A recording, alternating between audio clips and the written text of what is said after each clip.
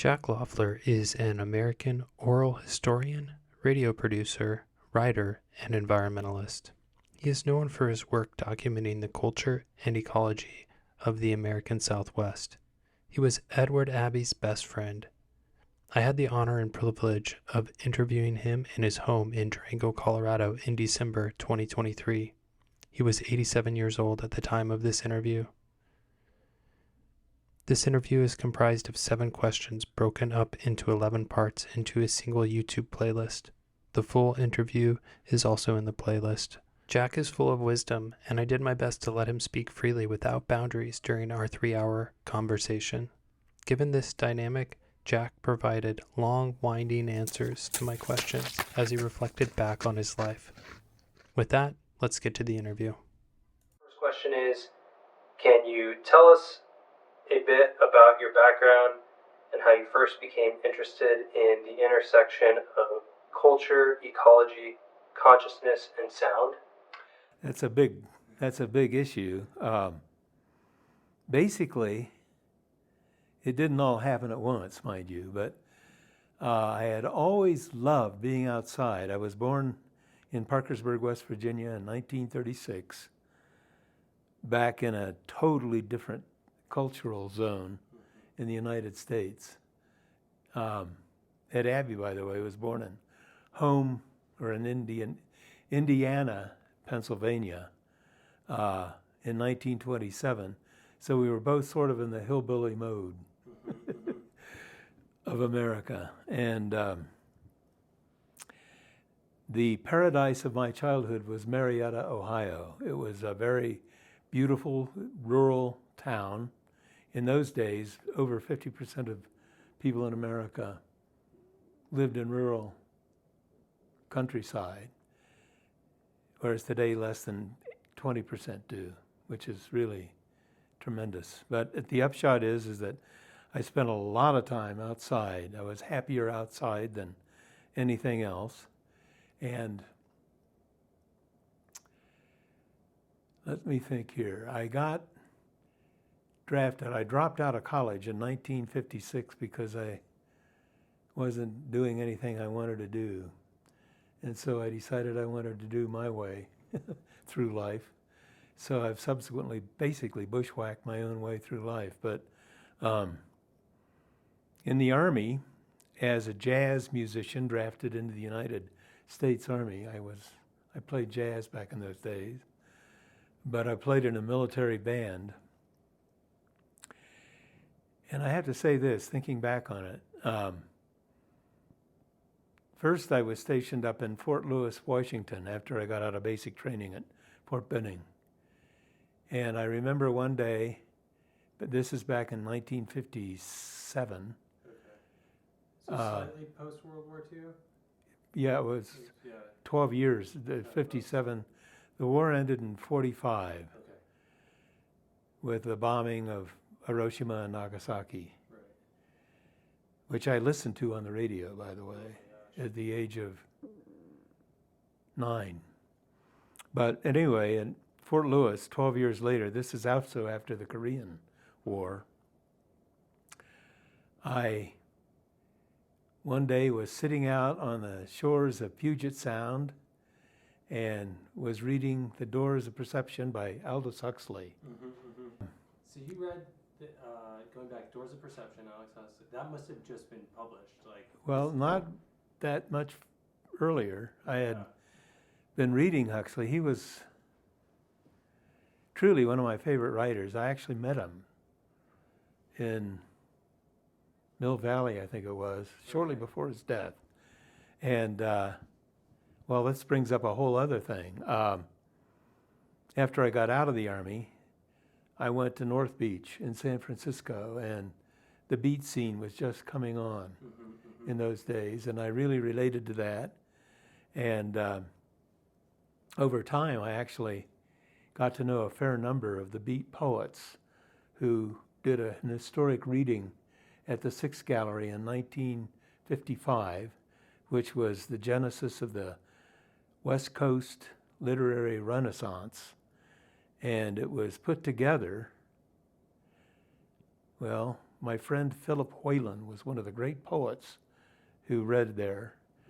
And Philip remained a great friend till he passed away 20 or so years ago. But at any rate, the 5 poets were Allen Ginsberg, Philip Whalen, Philip Lamantia, Mike McClure, and Gary Snider.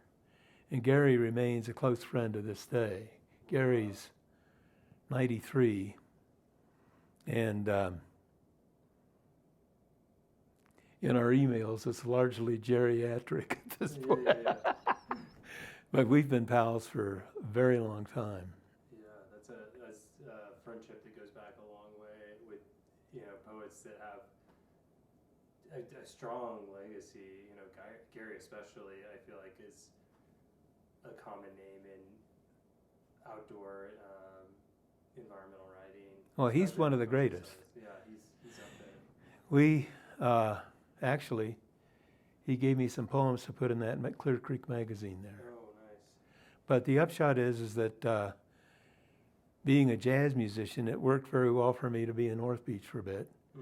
And then I went back briefly to Ohio to see if I wanted to go back to school, which I did for 1 trimester at Ohio State, and it still didn't work for me. And so, but while I was in the Army, and this is a biggie for me, I was stationed in what was then known as Camp Irwin, California. I got there in early July 1957 from Fort Lewis, Washington. And the very first gig our military band attended was at the Nevada Proving Grounds, and one morning before dawn, we were out there in band formation playing Sousa marches, and they shot off an A-bomb 7 miles away. Oh my gosh. And that totally blew my mind, to the extent that I thought about not just what the bomb does to fellow humans as it had done in Hiroshima and Nagasaki, but what it does to habitat. And that was a key moment. That was an epiphanistic moment for me. And from that day onward, I've been deeply involved one way or another in thoughts of how to protect habitat in any conceivable fashion you can imagine. I mean, that bomb took out all the biota in the immediate region of the detonation. And then I saw another one go off, and a few weeks later. Oh my gosh. And that sort of ratified the concept for me. And subsequently, I've been, in my own head, very much involved in environmental protection right down the line. And so that's, gee whiz, it's closing in on 70 years of it. And so I did what I could do just as an individual, off and on. The first time I engaged with other people was when Walter Chappelle and Alan Lober and I, all at that point in Santa Fe, tried to stop the detonation of subterranean atomic bombs in the south end of the Jicarilla Ranger District of the Carson National Forest in New Mexico, in order to ostensibly create heat-sealed caves. I had no idea that ever even happened. It did. It happened in 66 or 5, one of those years. And obviously the gas was too hot, too radioactive to use, but they didn't extrapolate that ahead of time, and I realized that bureaucratic procedure is the reason I left the university. I wanted to think in a different way. I didn't want to think linearly. And but we were totally unsuccessful. I tried to get Dave Brower involved in that, but he couldn't get into that. I regard him as probably the great environmentalist of the 20th century. And he also became a close friend. We had some good adventures together. One night we camped at the base of Ship Rock, and he showed me the route that he'd hiked up in 1937, I think it was, when he was in his 20s. He was the first guy to the top of it as far as it's known. But anyway, all of these things, seeing desert country, coming to the Southwest, that's when I first came to the Southwest, was July of 1957. And it became my homeland, my rangeland, so to speak. And I gradually became native to this place, but all over it. There's an Hispano term, querencia, which means the place where your soul belongs, the physical place on the planet, but it's movable. And for me, that's the entire North American Southwest, which includes northwestern Mexico, and all the way over to the Chihuahuan Desert. I've explored all of these deserts and even the mountain ranges of the Sierra Madre Occidental. I've had a great life. Yeah. I've had a lot of fun, I'll tell you. And so that's how the bomb kicked it off. And way back then, in one way or the other, I've been into it ever since. There were colors that don't otherwise appear in nature that I saw in those blasts. Yeah, I can't imagine the radiation. And they just hadn't, they didn't know they were playing with fire. Well, that's one reason why I was a late comer to parenthood. My daughter's 42. I was 44 or 5 when she was born, because I was convinced that the radiation had, and so I went to a geneticist when my wife got pregnant. We did, and the geneticist said the chances are slight. And so, in a joking fashion, I figured, well, 2 heads are better than 1.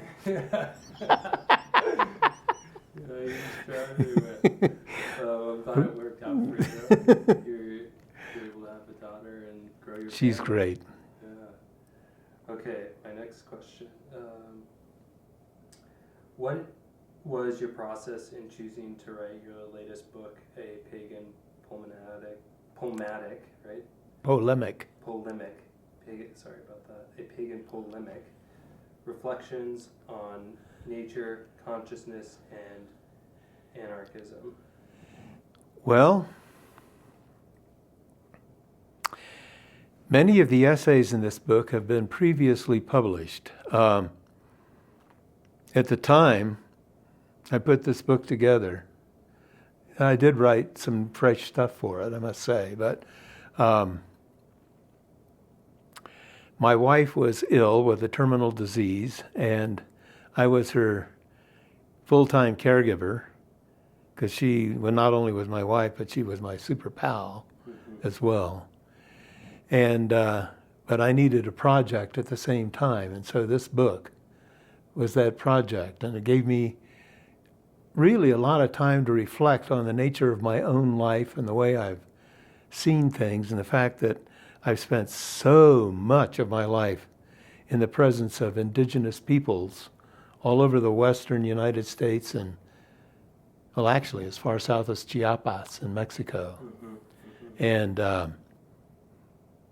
befriended so many of them. They became lifelong friends and would open up to me when I'd conduct interviews with them, being an oral historian. I spell that A-U-R-A-L. I like it better because it's more realistic to me. But the upshot is, many of those people, the traditional peoples that I met who were indeed, they retained their sense of indigeneity. They were traditional, they maintained deep ties with their traditions, and subsequently their thinking was much more closely aligned with the relationship, a correct relationship of culture to habitat. And so I got deeply into thinking about a lot of the different things to put into this book. And I started going through essays that I'd written, dozens and dozens of essays that I'd already written. And I selected a bunch that I thought reflected the perspective that I wanted to reflect. And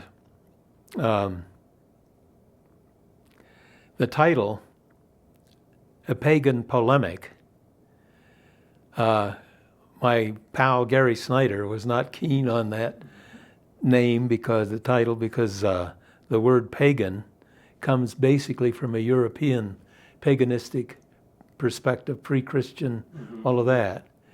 But I realize that I am rooted originally in European influence, and the paganism seems to come naturally to me, and it associates all so nicely with just about every traditional indigenous perspective that I've ever encountered. In other words, love of the earth, then becoming totally what I think of as naturalized or naturized.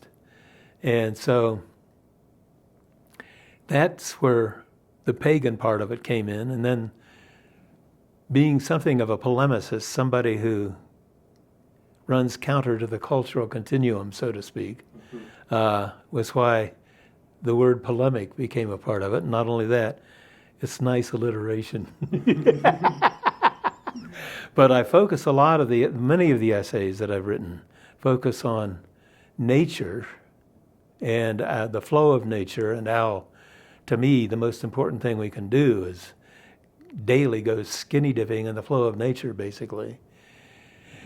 And I've always been fascinated by the nature of consciousness and how do we perceive. And one of the things I talk about a lot in this book actually came from having first read an essay by Garrett Hardin entitled Tragedy of the Commons, which was first published in 1968. And in 1984, near Christmas time in 1984, the Abbeys and the Loefflers always went camping around the holiday season. And Ned and I were taking a hike one day, and he said, "Have you ever read anything by Garrett Hardin?" And I said, "Yeah, The Tragedy of the Commons." And he gave me an essay that he had just read, that Hardin had just published in Scientific American, titled An Ecologic View of the Human Predicament, which I snapped to instantly. Let me slow down real quick and just speak to Tragedy of the Commons, because and give a little more context on that, in case folks watching this haven't read it. Going off my memory, I read it. It had a big impact on me. I read it in an environmental policy class, let's just say 15 years ago, a little more. And his thesis is that if there's a common area, the humans will overtake it in a way that makes it so that that landscape is no longer viable, and that's the tragedy. He has an essay that speaks to that much more eloquently than I just laid out, but I feel like that's the nuts and bolts of it. But it sets the stage for the separation between, anthropocentric thinking, just thinking, okay, what's best for me, and more ecocentric thinking, what's best for the environment. And exactly. How can I be a part of that? And without that framework, it's hard to have these kind of discussions or do this type of work. Well, I read The Ecologic View of the Human Predicament in Ed's Scientific American. And it turned out that a couple of weeks later, my wife and my daughter and I found ourselves in 1984 out in Santa Barbara. And I knew that's where he had taught. And so I looked him up in the phone book, and he was there. And of course, I always traveled with the recording equipment. Right. I'm going to cough, excuse me. No, you're fine. And okay, boys, come back. Excuse me. This could be tricky. Yeah, we can cut that piece out. So the power of editing, you'll be fine. Yeah, I know. It's good stuff. Anyway, I called him up, and he answered the phone. And I said, "My name is Jack Loeffler. I'm a friend of Ed Abbey, whom you've been in contact with." Ed and Garrett had corresponded frequently. They were part of a fan club, a mutual fan club. And I said, "I'd like to conduct an interview with you if you're amenable. And he said, that's fine. And I said, when? And he said, now. And so I found myself driving from Santa Barbara to Goleta, which is where he lived, which is right there where UC Santa Barbara is.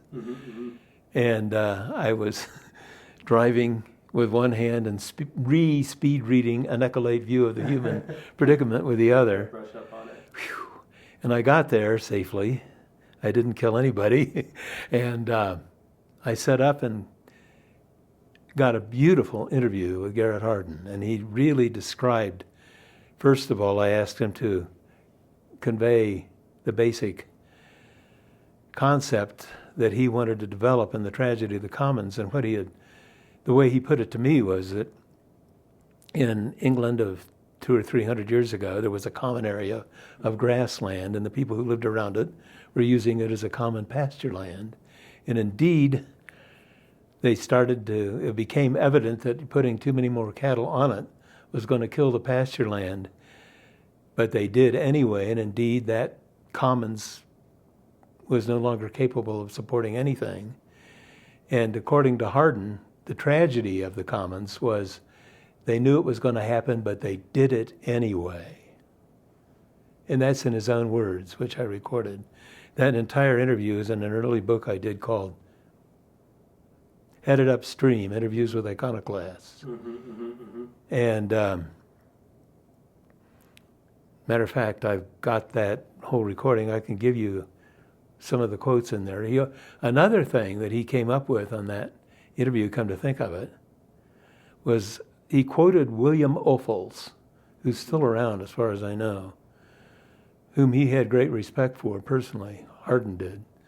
But the quote is, nature abhors a maximum. In other words, if you maximize your extraction of natural resources to fulfill growth for the sake of growth, you will have minimized the habitat to the extent that it will. In other words, it was the same trip. The tragedy of the commons. And I really liked Garrett Hardin. He became a friend.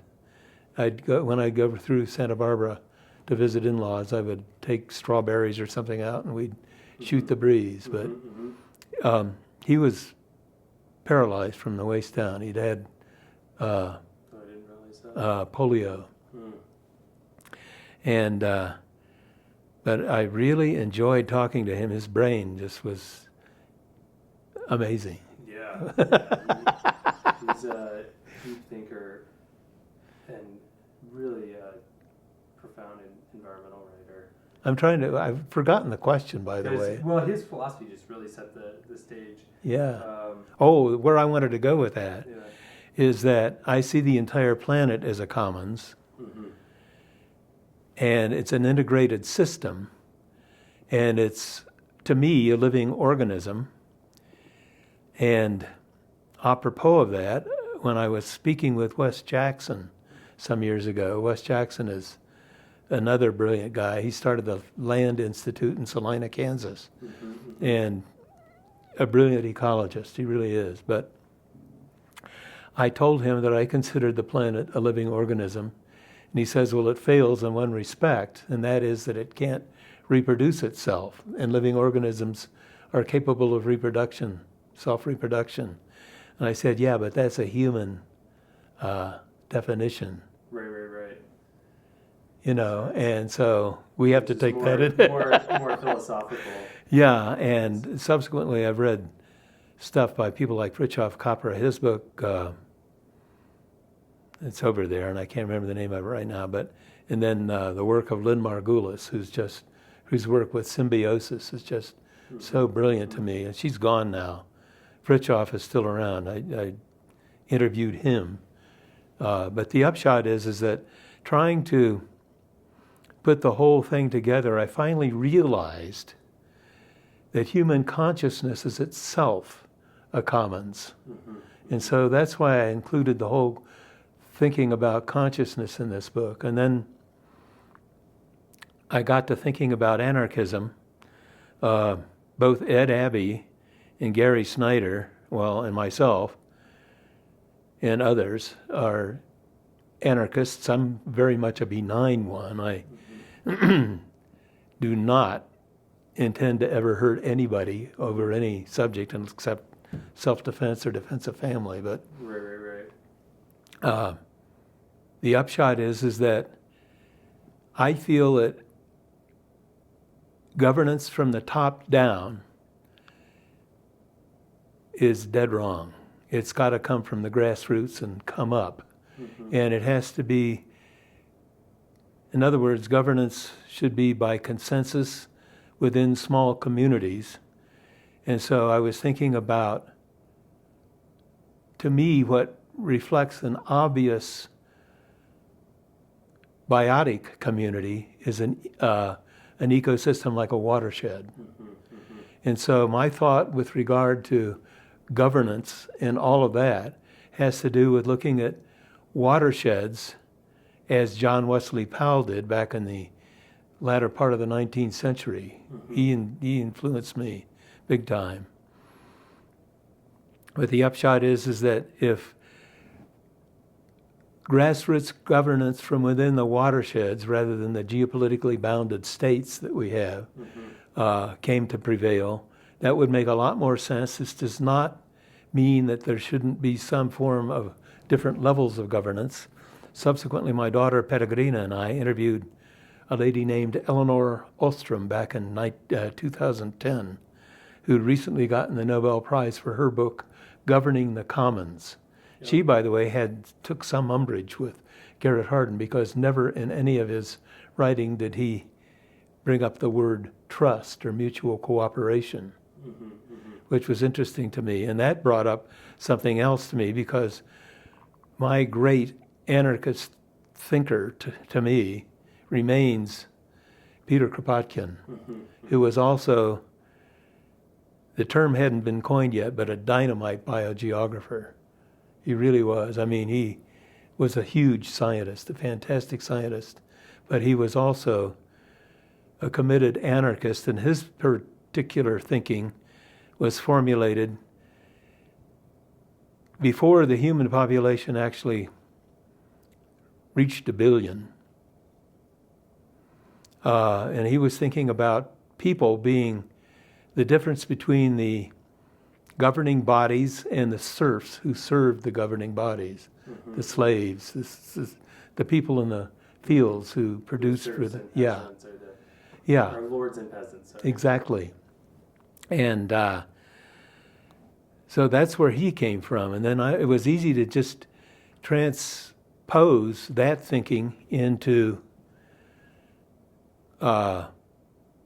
thinking about not just people, but the planet should sit at the table of any governing body. The point of view of the planet is interpreted by people who are well enough educated to the needs of the planet to speak in its behalf relative to individual watersheds, because each watershed has its own needs.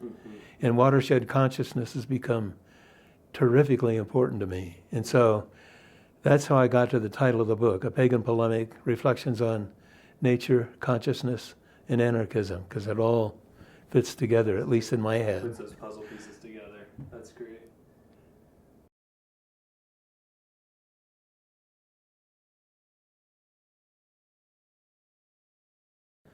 Your work often involves oral history and ethnomusicology. How do you believe sound and music contribute to our understanding of culture and the environment? Well, that's an interesting thought to me. I mean, the first time I turned on a tape recorder, this is back in the days of analog, was in 1957 or 8 when I was in the Army Band, and I had a jazz quintet there. And a major came along one day who was an amateur songwriter and asked me to get my quintet together and play a piece of music. And so I did, and I borrowed a tape recorder, and I thought, this is incredible. What a tool. And so from then on, as soon as I could, I started getting recorders, tape recorders, and they weren't always the best, but they were the best I could get. And then in '73, I was able to buy a Nagra stereo tape recorder, which was the best you could get, and really good mics. And from that point on, that's when that's the way I started making my living. It was after we had finally closed the doors to the Black Mesa Defense Fund, which I'd founded with Jimmy Hopper and Bill Brown in 1970, 12 days before the first Earth Day, which is interesting. So going back to the, you happen to across this piece of technology to record a song, tape recorder. I'm curious though, and so that became your method of choice for storytelling for a long time, and even a lot of your written work that I've read, like you're transcribing from stories of recordings and interviews. Did it just like naturally jive with you more, I guess, than writing? Yeah, I had not intended ever to be a writer, or if I had, it was to write poems or whatever, and keep a journal, which I've done for a long time. There are a lot of different ways to answer that question. Back in 1964, I had always had an enduring interest in indigenous peoples. And does the name Stuart Brand ring a bell with you? No, but I'm not as well. Well, Stuart he did the Whole Earth catalog back in the 1970s. Right. But he and I were good pals way back, starting in 1960. And he invited me to participate in a project that he put together called America Needs Indians in 1964. And I had a recorder with me that worked part of the time. It was just a funky little recorder in those days and a camera. But I ended up living with my first wife in a fork stick hogan at Navajo Mountain, Utah for half a year. And ostensibly to record their thinking or whatever and take their photographs, but I was way too shy to really do a good job of that and didn't do much of any of that. But I did get deeply into hanging with these people. I was adopted into a family of Navajos, and I herded sheep, and I protected the cornfield and did all sorts of stuff. I had a pickup truck, one of 3 motorized vehicles in the whole region.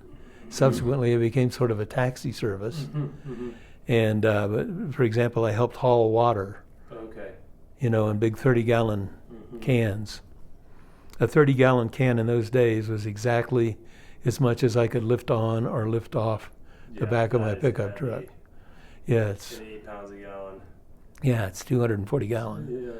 Yeah. And but the upshot is that I really snapped to how much habitat shapes cultural perspective.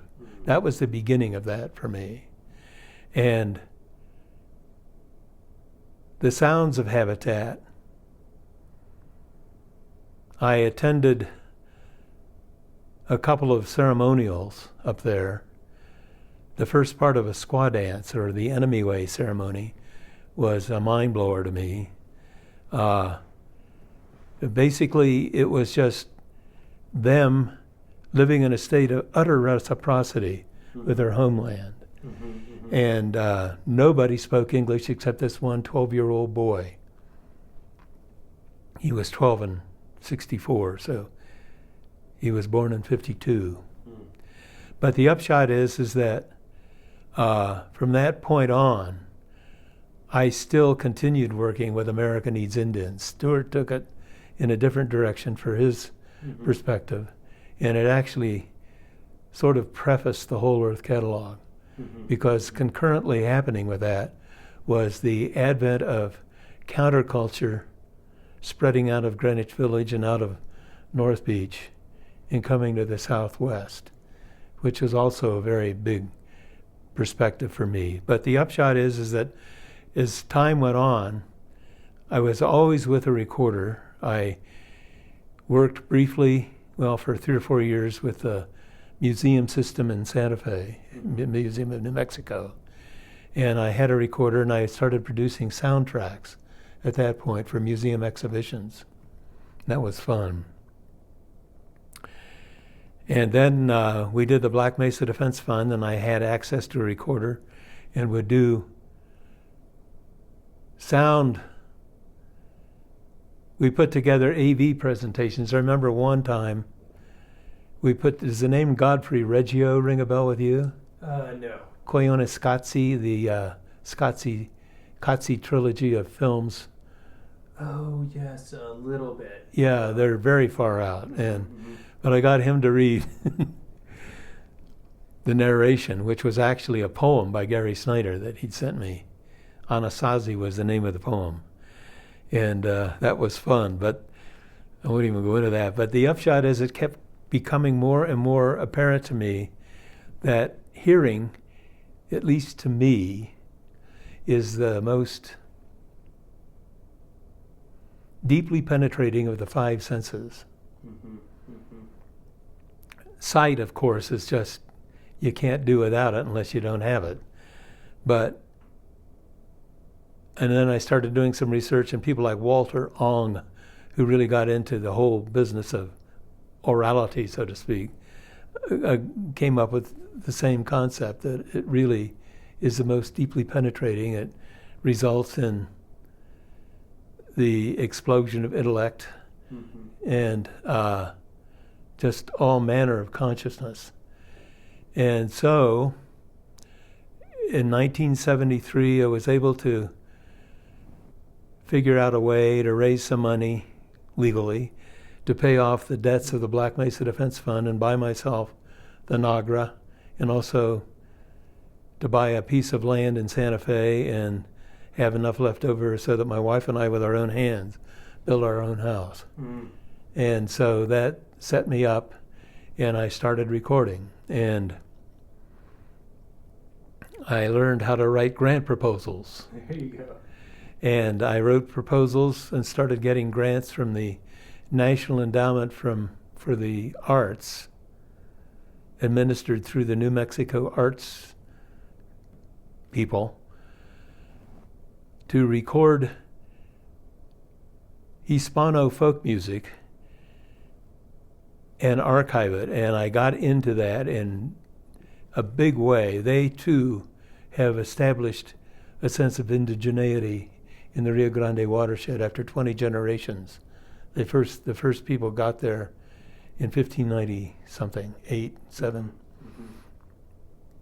And so 20 generations of Hispano culture, which is unique. It's not the same as Mexican culture, because I've spent a lot of time there too. It's unique, and it has achieved, there's a term mestizaje, which is Spanish for mixture, and it's the mixture of bloodline and cultural perspective with the Puebloan Indians, many of them. And it's a beautiful culture, and I recorded somewhere between 3,000 and 4,000 Hispano folk songs, a huge collection.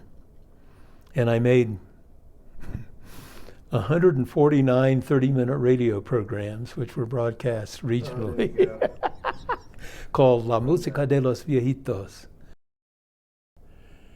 I'm no longer a jazz player. I quit about 1990, because it takes a lot out of you. I mean, going for a high note, I had this vision of going for a high F and having an aneurysm and die. It takes that much. But sound has always been central to my life, music. And so I got really into it, and the more I got into it with the Hispano culture, the more I realized that their music really, a lot of their music, not all of it, is connected to habitat. And actually I included in the thumb drive I'm going to give you an indita, which is a musical form. I was able to identify maybe 50 different musical forms in Hispano folk music going back in time. I mean, I'd recorded songs that people were singing when they came up the Rio Grande back a long time ago. And would you be open to letting me use some of those recordings as like the soundscape for this project I'm working on? Sure. Yeah. There's one, Indita del Rio Grande, that's got components of both Native American music and Hispano music in it, but it sings about the Rio Grande and just all of the goodie that goes along with that. Wow. And it was written by my friend Chuy Martinez, performed by him. And Chuy got himself across the river when he was 8 years old from Mexico. Okay. And he was gifted musically. Mm-hmm. And he became part of the conjunto that traveled with Cesar Chavez. Oh, wow. So was he based in California for a while. Yeah, San Luis Valley. That's Yeah. very close. That's kind of close to San Jose, where I'm at. And and Dolores Huerta, do you know her? She and Cesar worked together, and I spent a day with her. Boy, what a great lady she is at one point. But at any rate, it's a gradual procedure, and to me, I've never been linear. It's always been, earlier on, I had a vision of the necessity for pulling nails out of my frame of reference and letting it become a sphere of reference so that it was multidimensional, really multidimensional. Actually, recently I came to the conclusion that consciousness itself is a dimension, which is a thought. But at any rate, so I recorded all of those songs, and in order to get the grant, I had to put it back. And the way I thought best to put it back was on public radio stations. And so it was broadcast throughout New Mexico and southern Colorado and wherever Hispano culture was. And then I went. I'd always been deeply interested in Native American culture. And I had,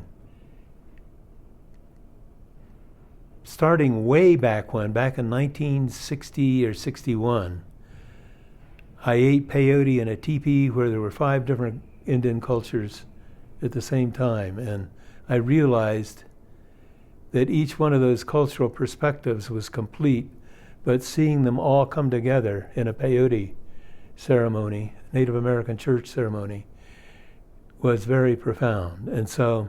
Were you in your 30s in the early 1960s or late 20s?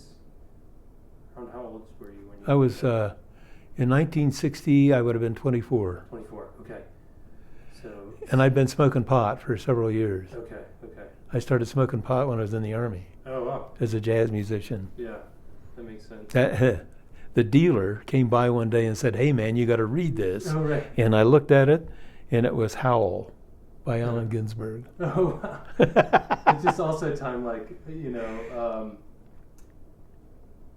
kids these days, like the prohibition's over, Yeah. At least in most states. Yeah, well, it's what I think about then is I don't smoke pot anymore for the big reason is that I want to continue to screw up my lungs, but it's no fun anymore because you're not an outlaw. Right. You're not an outlaw for sure. So going back to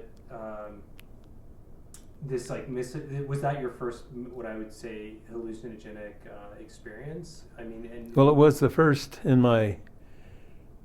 It was the first time I got high on an hallucinogen. No, the first time was before that. Okay. It was also peyote. Peyote's been I don't take it anymore. I haven't taken it in probably over 50 years, but... It's the opposite of addictive. Yeah. I'll generalize and say hallucinogens in general. I personally haven't done peyote, but play around with mushrooms, and it's very opposite of addictive. So yeah. Do what you're like, I don't need to go back there for a while. Yeah, no, I took it. I decided the last time I took it that I'm going to take it with me. Yeah. Keep that headset as best I can, and I pretty successful with it. But the upshot is that was the first time I really got into it with Native Americans, and I wanted to continue the process. And so I somehow, I can't remember when I first started recording them, but my great friend Rena Swensel, who was born into the Tewa Pueblo of Santa Clara, north of Santa Fe, south of Española, called me up one day in the 1980s and asked me if I could record her mother singing Tewa children's songs. And I was blown away to be invited by a Native American to record music, because that's not something that normally happens. I have a good friend named Tony Isaacs in Taos, I hope he's still alive, who had a recording company, Rainbow Cassettes, and he recorded a lot of Native American people all over the place, while I was recording Hispano people all over the place. And but I had never really recorded Native Americans. And so when I went out there, I started recording. Well, first of all, I was so undone by having been invited to go record in a pueblo, which is totally verboten, and I did. And Rena, who was at that time married to a man named Ralph Swensel, who was a tutor at St. John's College in Santa Fe,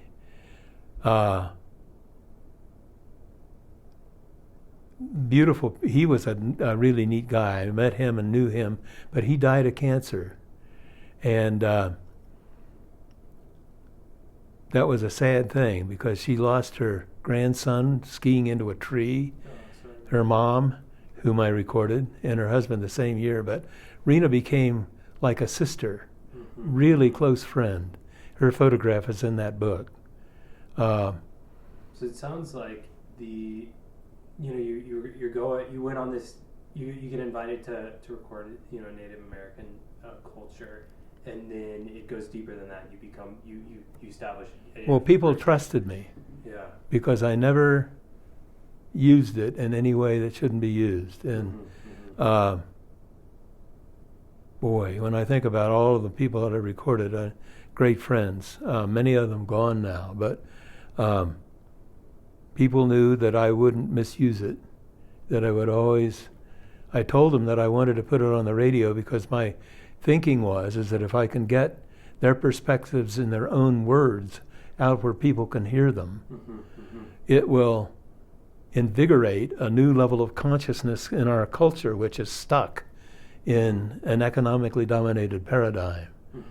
And they weren't. And boy, Rena was right on, right down the line. And so I started recording different peoples. For some reason, people in the folklore community wanted me to do occasional seminars on how you do it. And so I did. And more and more, that led to people asking me if I would come do a project in their area. So I spent 4 months doing a whole project in the Sonoran Desert, which fascinates me. And I have a friend there whose picture's in this book. Like Cabeza Prieta area? Or? And east of there. Well, I mean, actually, I recorded right up against it. Organ pipe? Well, I did an organ pipe. I did a project there with the Park Service. My friend Bruce Hucko shot the photographs, and I did this. You just every place I've named in this landscape, it sounds like you've recorded it. Yeah, I've camped a lot out in the Cabeza, and I'm all over at age 87, when you're fascinated by a huge region, you get a chance to spend you spend some time. A lot of time out in it. And but recording, then I started recording habitat. And then I discovered MS recording, which is really cool, which is mid-side recording, which I will describe right this minute. The top microphone, they're in a configuration like this. Mm-hmm. The top microphone is a cardioid, directional mic. Mm-hmm. The one beneath it is a figure of 8.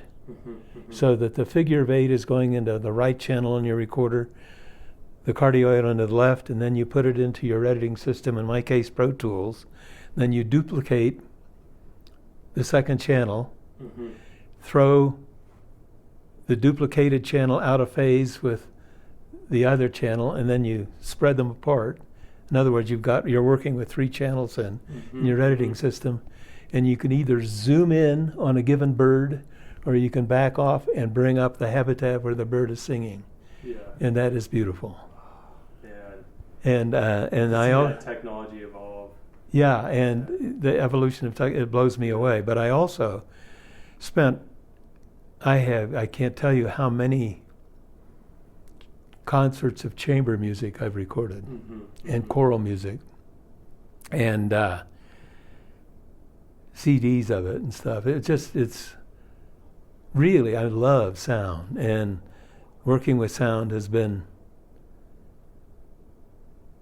really wonderful, right down the line. I mean, I've recorded everything I could think of to record, but for example, with regard to how it relates to habitat, my friends Gary Nabhan and Laurie Monty. Gary Nabhan, you may be familiar with his work. He's a world-class ethnobotanist for one thing, and got a MacArthur Award way back when to do his work. But he and Laurie and I have spent a lot of time together down in Seri Indian country in Sonora.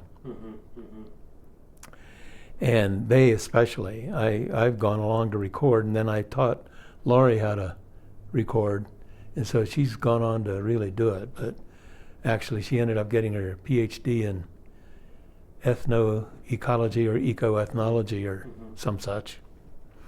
But at any rate, one day I was recording my friend, a Seri Indian man named Jesus Rojo Montaño. And he spoke no English, but he did speak some Spanish, and I speak some Spanish. My Spanish basically comes from, recording Hispanos in New Mexico, but also recording Indians in Mexico who speak a pidgin Spanish. And so we communicate. Well, Jesus Rojo told me he was going to sing the song of the leafcutter ant. He told me this in Spanish. And then he started to assume the characteristics physically of the leafcutter ant. And, I mean, he was still a human being, of course, but he was totally a leafcutter ant in his own head. He sang the song 4 times, and then he took many seconds to come back out of it again. Wow. And I realized that he really understands leafcutter ants. But at any rate, that's how I got into recording Indians. And I want to say one other thing. My friend absolutely. Tommy Venom was just retired as the ethnomusicologist at Smithsonian, the main ethnomusicologist. And he was with me on that trip, but he never seen anything like this. And it totally freaked him out. I'd seen it. I didn't actually even seen it in the Hispano culture. Right. Because there's a shamanic thing. And you'd had enough, I guess, field experience within these cultures to, to know what was happening. And it just verified for me how. And then Gary Nabhan, who's a really dear friend too. He's a good man, brilliant man. He's written over 30 books, but he finally told me that from his perspective as a biological scientist, that the Seri Indians know far more about the ecology of their homeland in the Sea of Cortez where they fish than any scientist can ever know. Yeah. Because it's not just the linear reductionist approach, it's the whole intuitive approach. And that's what I snapped to, too. And it was just such a powerful thing for me. And so I recorded probably 300 and so just Seri songs. And then I recorded a lot of Tohono O'odham or Papago songs. And Navajo song, well, yeah. But it was always to convey in any kind of a production that I was working on the relationship of culture to habitat, or that person's perspective with regard to himself or herself and the landscape. And that has come through so big to me. And so music, I also had a good friend, he's gone now, named Michael Harner, who started up the Foundation for Shamanic Studies, which is still going on in Mill Valley. But he started it when he was teaching at the New School back in New York City, teaching anthropology. And Mike actually, he was initiated into the Jivaro shamanic fraternity or whatever it is down in South America. And it really took his head and heart. And so he started this, and he would get into it through drumming. He started out taking ayahuasca, but withdrew from the ayahuasca part and got into drumming himself into that state of mind. And it was interesting to me. And so I got to meet some very interesting friends of his through that. Like Carlos Castaneda, I got to spend some time talking to him, and that was interesting. Actually, one day Carlos came over with a sack full of Datura metalloides, and the idea one evening that we all four of us were wipe it on the insides of our thighs and fly over Sather Tower up at Berkeley, but we didn't get off the ground. I'm happy. But anyway, that's how sound, just my archive, which I've donated to the History Museum, Santa Fe, Museum in New Mexico. In what format did you donate the archive? Did you just kind of give them boxes of stuff? Well, they've got, somewhere there's a photograph of hundreds of tape, close to 1,000 reels of tape, 7-inch reels. And but in 2001, I got a Ford Foundation grant to do 4 different components to a given project. Train Native American people in how to record themselves and preserve their traditions was one component. Produce a radio series, continue with my own field work, and also digitize my entire archive. So you did digitize it? And I hired my daughter, who at that time was going to UNM. She graduated in 2005, I think. Okay. And so I tell people it takes a Ford grant to get your kid through college. Yeah. That's funny. But thank goodness you got them digitized. I got it. Because you can back up the backups when they're digital very easily. And I've got it all, and even though I donated the whole thing, I've got 2 copies for myself. That's wonderful. On Glyph hard drives. Yeah, that's really good. And this last year has been quite a year, with the passing of my wife and everything. But now I'm trying to determine whether or not I have another project. Yeah, that's... At 87, what the heck? You've lived quite a long life. You want to go with the next question? Sure. All right, here we go. So much on ethnomusicology. All that was cool. Yeah, but I'm not an ethnomusic. I mean, I never got trained in it. Right. But I just did it. Yeah. Huge collection. All right, Southwestern culture. You spoke. I think you spoke a lot about what I'm going to ask already. But if you want to continue to speak to it or say other things or some of the same things, that's fine. So within that context. The American Southwest is a region with rich cultural diversity. As a non-native, how do you approach documenting and preserving the cultural heritage of the region in your work? Well, that's because it's like a funnel in a way. You start at this little tiny point, and then the whole thing came out like a funnel for me. It didn't take long for me to feel like I was a native of here. I mean, I couldn't get west of the 100th meridian fast enough. When I was a young man, and a kid, I wanted to be out west. And I got here in 1957 and have thus remained. And except for 2 or 3 or 4 years in the Bay Area, I've been here, basically in northern New Mexico. And not restricted to Santa Fe. I've lived in different places in northern New Mexico. I lived for one winter in the Nambe Pueblo, which is interesting. But anyway, I got here, I'd start camping, and camping is the best way to attach yourself to a spot on the planet. It really is. And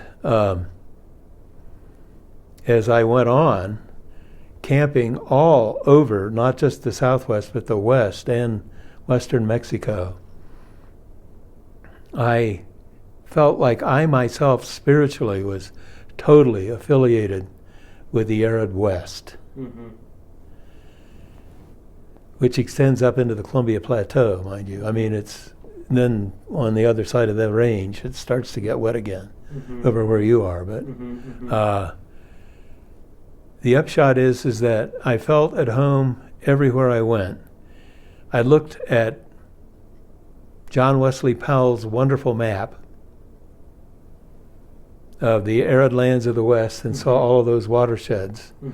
And I started thinking in terms of cultural perspective within the context of watershed big time, especially my buddy Bill DeBuise, who's a wonderful writer, did a book called Seeing Things Whole, The Essential John Wesley Powell, which of all of the books written about Powell, Worcester and Stegner, I like Bill's by far the best, because it just, you get Powell, he's right there in your face.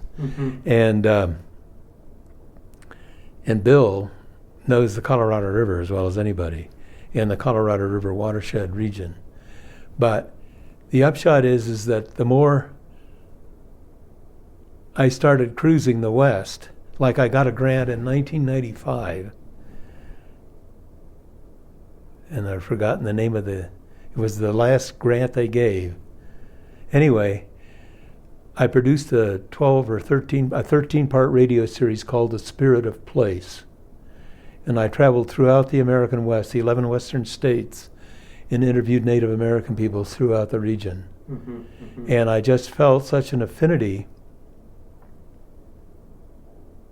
In other words, I was no longer shy like I was in 1964 about pulling out a recorder.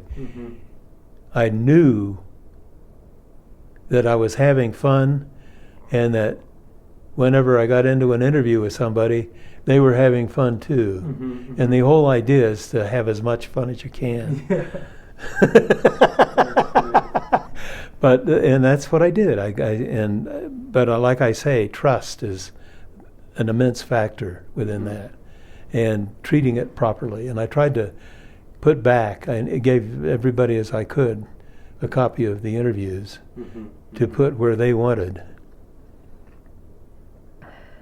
As an aside, I'll tell you about this, that this shouldn't go into it, but at one point, Rena and her sister Tessie Naranjo at the Tewa Santa Clara Pueblo asked me to come into the Pueblo and record Tessie reading their Tewa English dictionary, which was a mind blow, man.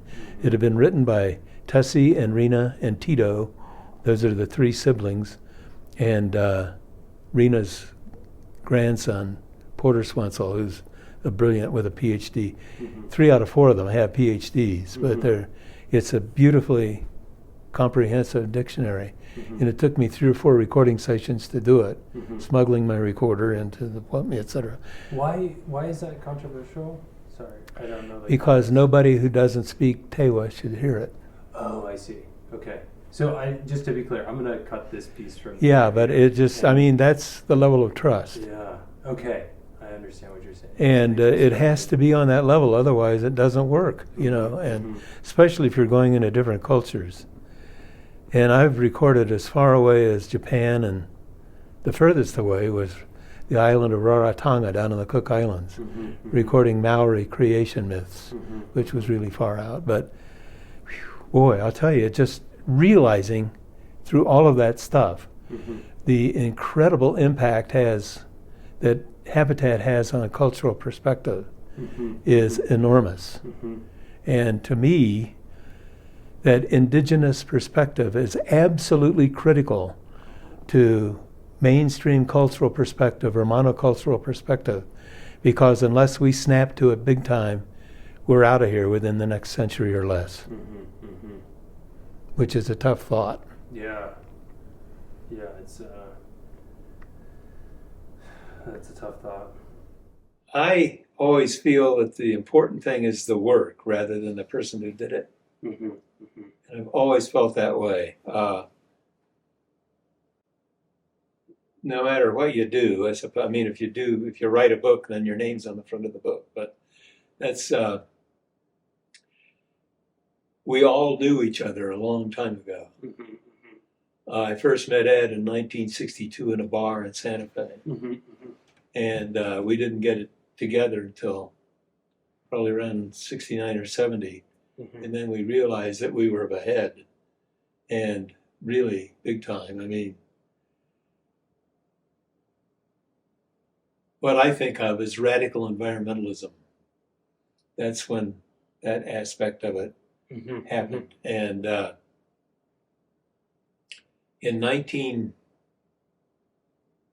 for example, the way I got the coolest gig I've ever had, man, is Fire Lookout. And I did that for 3 seasons of 100 days and nights a year, just no tower, just camped on top of this rock. Finally, I was able to get my pickup up there so I could sleep in it when lightning storms and stuff like that. Because that's no fun to be up on top of a rock. Totally. With the human lightning rod. Yeah. And is it true that 4 tires will keep you? Conductors and insulators. But anyway, I came into Durango one day to get groceries, and there was a map store in town. And they sold maybe 4 or 5 books, and one of them was what this guy I'd drunk a couple of beers with back in 1962. And so I got the book, and it was Desert Solitaire. And I read the book and realized that this is somebody who understood what I understood about the flow of nature and being out in it. And we got together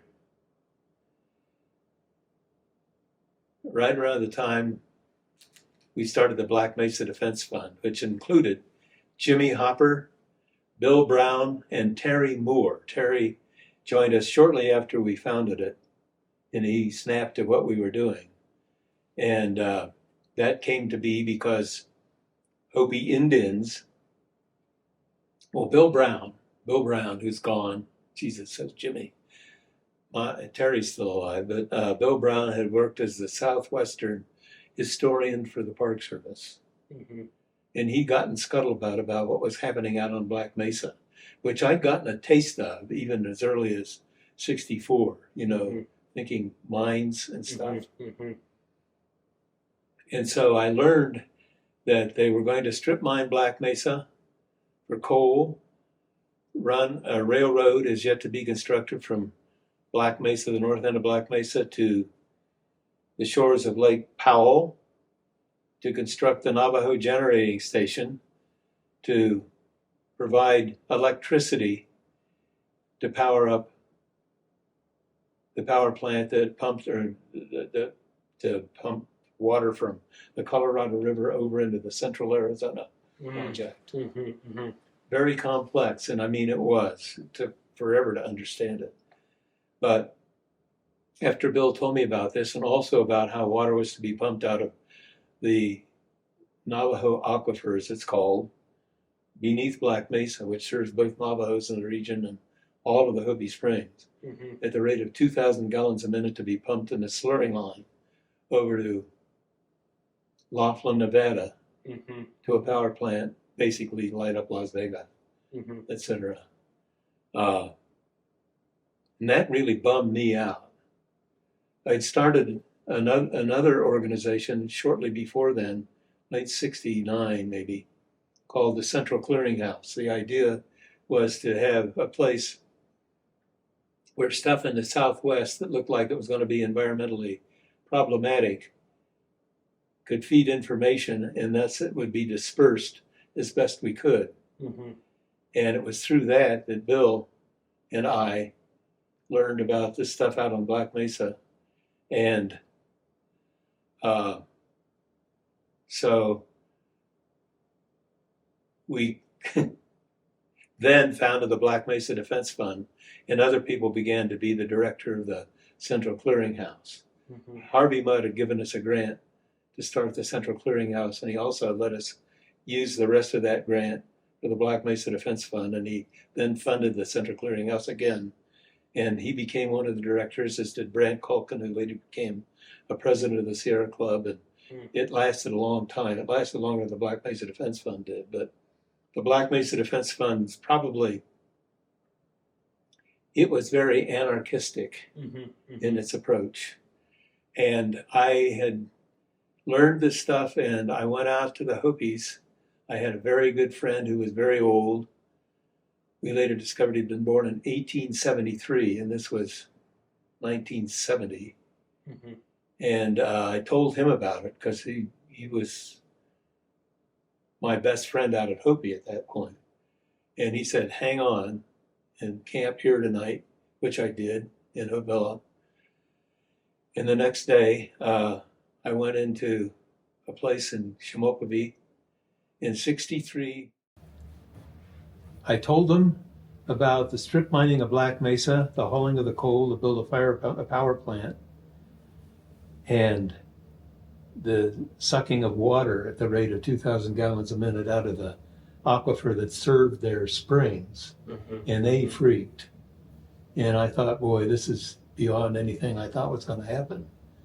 And I wanted to go in. I thought they were going to take out the tribal council, frankly, but because the tribal council, unbeknownst to them, had signed an agreement with the Peabody Coal Company, St. Louis, East St. Louis, to do the strip mining. And the whole thing had been done by the person who'd been appointed their lawyer, John Boyden, who also worked for the Peabody Coal Company. And so the man spoke with a forked tongue. He was, this is a bad scene, man. And my friend Charles Wilkinson did a beautiful book called Fire on the Plateau that really gets into it as well as anybody did. But anyway, the Hopis came unglued. And after they settled down,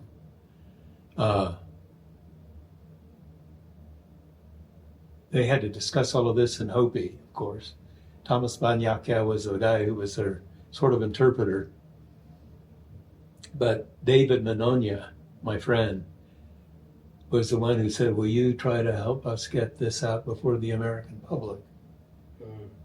And I said, okay. And so that was the Black Mesa Defense Fund. And so I traveled all over the United States and did presentations. And really, I mean, in those days, I was advocating take it out any way you can, just don't hurt anybody. Right. And there's one chapter in this book where I talk about my thoughts with regard to the slurry line. I really wanted to blow it. And then ultimately I had breakfast with a guy who had been one of the designers of it. Oh, wow. This isn't in the book. And he said, if you'd have done it, that would have shut it down forever. And I thought, I should have done it. Oh my gosh. And Ed Abbey at that time was writing the Monkey Wrench Gang, much of which takes place in this same region. And we hooked up and realized that we were so much of ahead, because I was about to start a novel called The Man Who Shot Machines. Okay. And Ed said, but I'm writing. You got to let me publish this book first. and I, because he was a writer, I didn't even think about being a writer. I wrote an occasional essay, but anyway, Ed and I spent a lot of time really doing research, etc. And that's how we became real pals, I must say. But anyway, about being, I don't know, who knows how much influence anybody's ever had about anything. I have no idea, to tell you the truth. I know that Dave Foreman heard about the Black Mesa Defense Fund, and he came and was a volunteer with us for a while. And then he founded Earth First. And other people did too. Other people came and volunteered with us because, I mean, those years, my annual income came out for me personally about $2,400 a year. Oh my gosh. And so I lived on poached venison, so to speak, and beans. Yeah. My wife and I. A lot of pinto beans. Yeah, a lot of pinto. As a matter of fact, I've got some. I saw you were soaking up. But no, when nonprofit organizations, we sure were one of those. Yeah. Although we weren't a 501c3, we were just out there doing everything we possibly could. Right. And I spent a lot of time making public proclamations in different universities, talking to college people. But as much as anything, I was out there scheming and trying to figure it out. And it took forever. And concurrently, my last boss was Lee Udall, who was the wife of former Secretary of the Interior, Stuart Udall,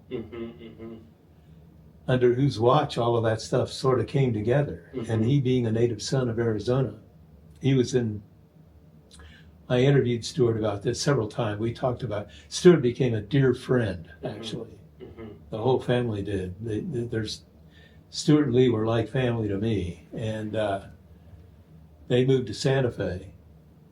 And we were just hanging out all the time. And at one point I said to Stuart, I've got to try to stop the Black Mesa scene, because it's really going to screw up those indigenous peoples out there beyond belief, plus screw up a huge landform that's sacred to these Native American people, plus result in the largest ever coal-fired power plant, which is going to contribute to this totally screwing up the atmosphere of the Southwest, which is going to be one of a bunch of more coal-fired power plant.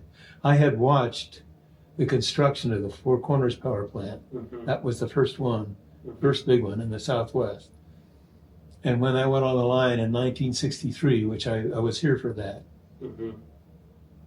that also contributed big time to my responding to the needs of habitat for human intervention as best we could. And I mean, there's this whole array of things, but the Black Mesa Defense Fund we did our best, and we couldn't do it because we'd taken on the United States government and the state of Arizona and the Peabody Coal Company, and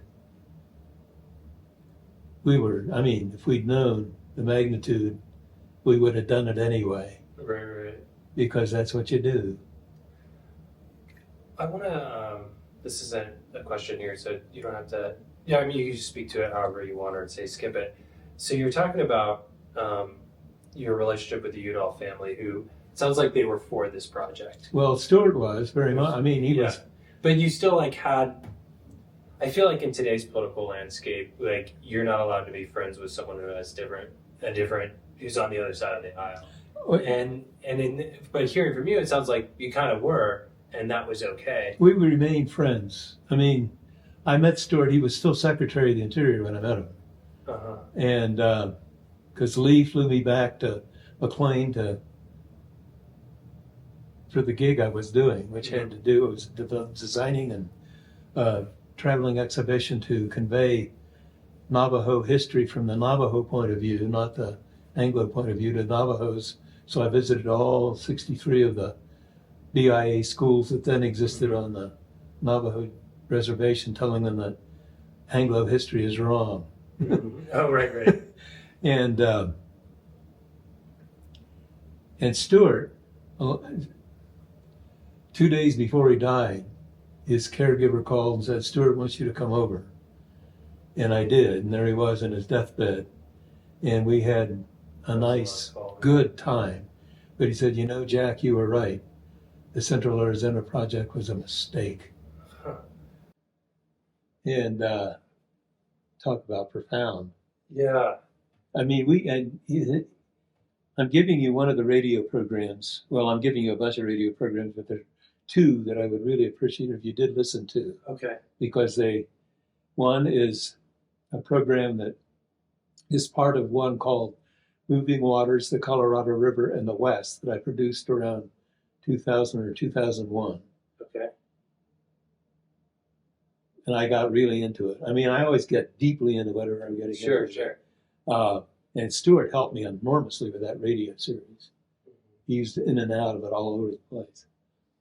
But there's one program in there called Clashes and Contentions, which really gets into an awful lot of the genesis of the whole scene, Glen Canyon Dam. I interviewed Floyd Dominy, who was the commissioner of Bureau of Rec during those days, and who was my archenemy back in those days. And he certainly knew who I was. So I guess I must have had some sort of Right. But at that point. But I got back there and I interviewed him, and we ended up becoming friends. So do you think that would, again, I keep hearing this, and it just seems your dynamic with the people you're interviewing, whether these indigenous people or people who who are supporting industrial projects that are going to hurt the environment, hurt the culture, hurt the people living on the land, and yet you maintain a friendship with them, or you build a friendship with them. They give you an interview. Not only do they give you an interview, and then through the interview, you kind of become. Well, at the end of the one with Floyd, yeah. I mean, we looked at each other and we realized we'd been at totally opposite ends of the spectrum with regard to that whole scene, the dams on the Colorado River. Right. And at the end of it, we laughed because we realized that we were both men of particularly strong opinion, and there's no sense in not having a strong opinion. If you have one, if it isn't strong, forget it. So yeah, but over and over again, the theme here is you're able to find one or two positive attributes with someone who has ideas or projects they've worked on that you disagree with, and use those positive attributes to form a foundation for friendship. Well, it's basically we're fellow humans. Yeah. And we have to recognize our humanity in each other. Mm-hmm. And it's a lot nicer to make friends than enemies. I've made a fair number of them, believe me, back in the day. Sure. I never hurt anybody, though. That was my law to myself, was never hurt a fellow human, no matter what I was getting into. Right. But fascinating. Well, thank you for speaking deeper to that, and just giving me a lot more history on your in the Black Mesa Defense Fund. Well, that was a big one for me. And at the end of it, when we closed the doors, I hated it, but I knew that there was no way we could win, because billions of dollars have become involved at this point, and at $2,400 a year, you don't have much of a chance. Yeah. Find a big machine. All right. Let's see, question 6. Oh, the other program I'd like you to listen to features Gary Snider and Dave Foreman. Oh, that'd be really listen to. Consciousness and connection to the land. Can you read the Hopi Indian segment of the book? Yeah. Through the we're emotionally connected to it. Yeah. I wish I could pull up that particular piece of excerpt of Philip actually saying it, but I couldn't. I tried. Oh, that's okay. Pardon me. Okay, well, this is from my book, A Pagan Polemic, and it features thinking from my friend Philip Tawalitstua. This first part is something I just wrote. The Hopi Indians inhabit 3 southern promontories of Black Mesa in what is now northern Arizona. Their village of Aribe is nearly 1,000 years old and is considered by some, I put in, to be the oldest continuously inhabited village in what is presently the contiguous 48 states, United States. As remote and as deeply embedded in cultural traditions as they are, the Hopis have been besieged by a monoculture intent on extracting minerals, resources, and water from their homeland. Their sense of connectedness to the land is ancient and runs deep. Philip Tawalitstua was born into traditional Hopi culture and was trained as a geodesist. For some time, he served as the assistant director of the National Geodetic Survey. He's a man who always knows where he is. And I quote Philip Tawalitstua, "We talk about the Sipapu, place of Hopi emergence, of being a place of being always in our memories, our thoughts. It is only one of thousands of places like that. There are hundreds of shrines all over northern Arizona and southern Utah and southern Colorado that are connected in our minds and our consciousness. We think of them in terms of what do they mean to us as a tribal people. We know that this clan or that clan was there. We know that this is the place where you go to get a particular mineral, an herb, a particular plant.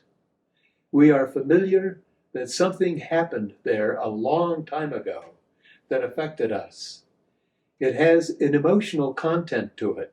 We are emotionally connected to it, and that is why Hopis are emotionally connected to our landscape in its entirety."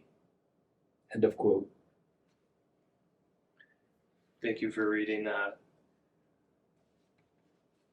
So when I read that, and it really jumped out at me because I feel like I understand the idea of deep connection to the land through my own wilderness experiences. And I want to, put the camera back on you and see if, are there any wilderness experiences you've had that have allowed you to tune into your own connection with the landscape? There's so many of them, I can't enumerate them, but a biggie is doing fire lookouts for 3 seasons where there's no tower. I mean, you're just there. You're just in it.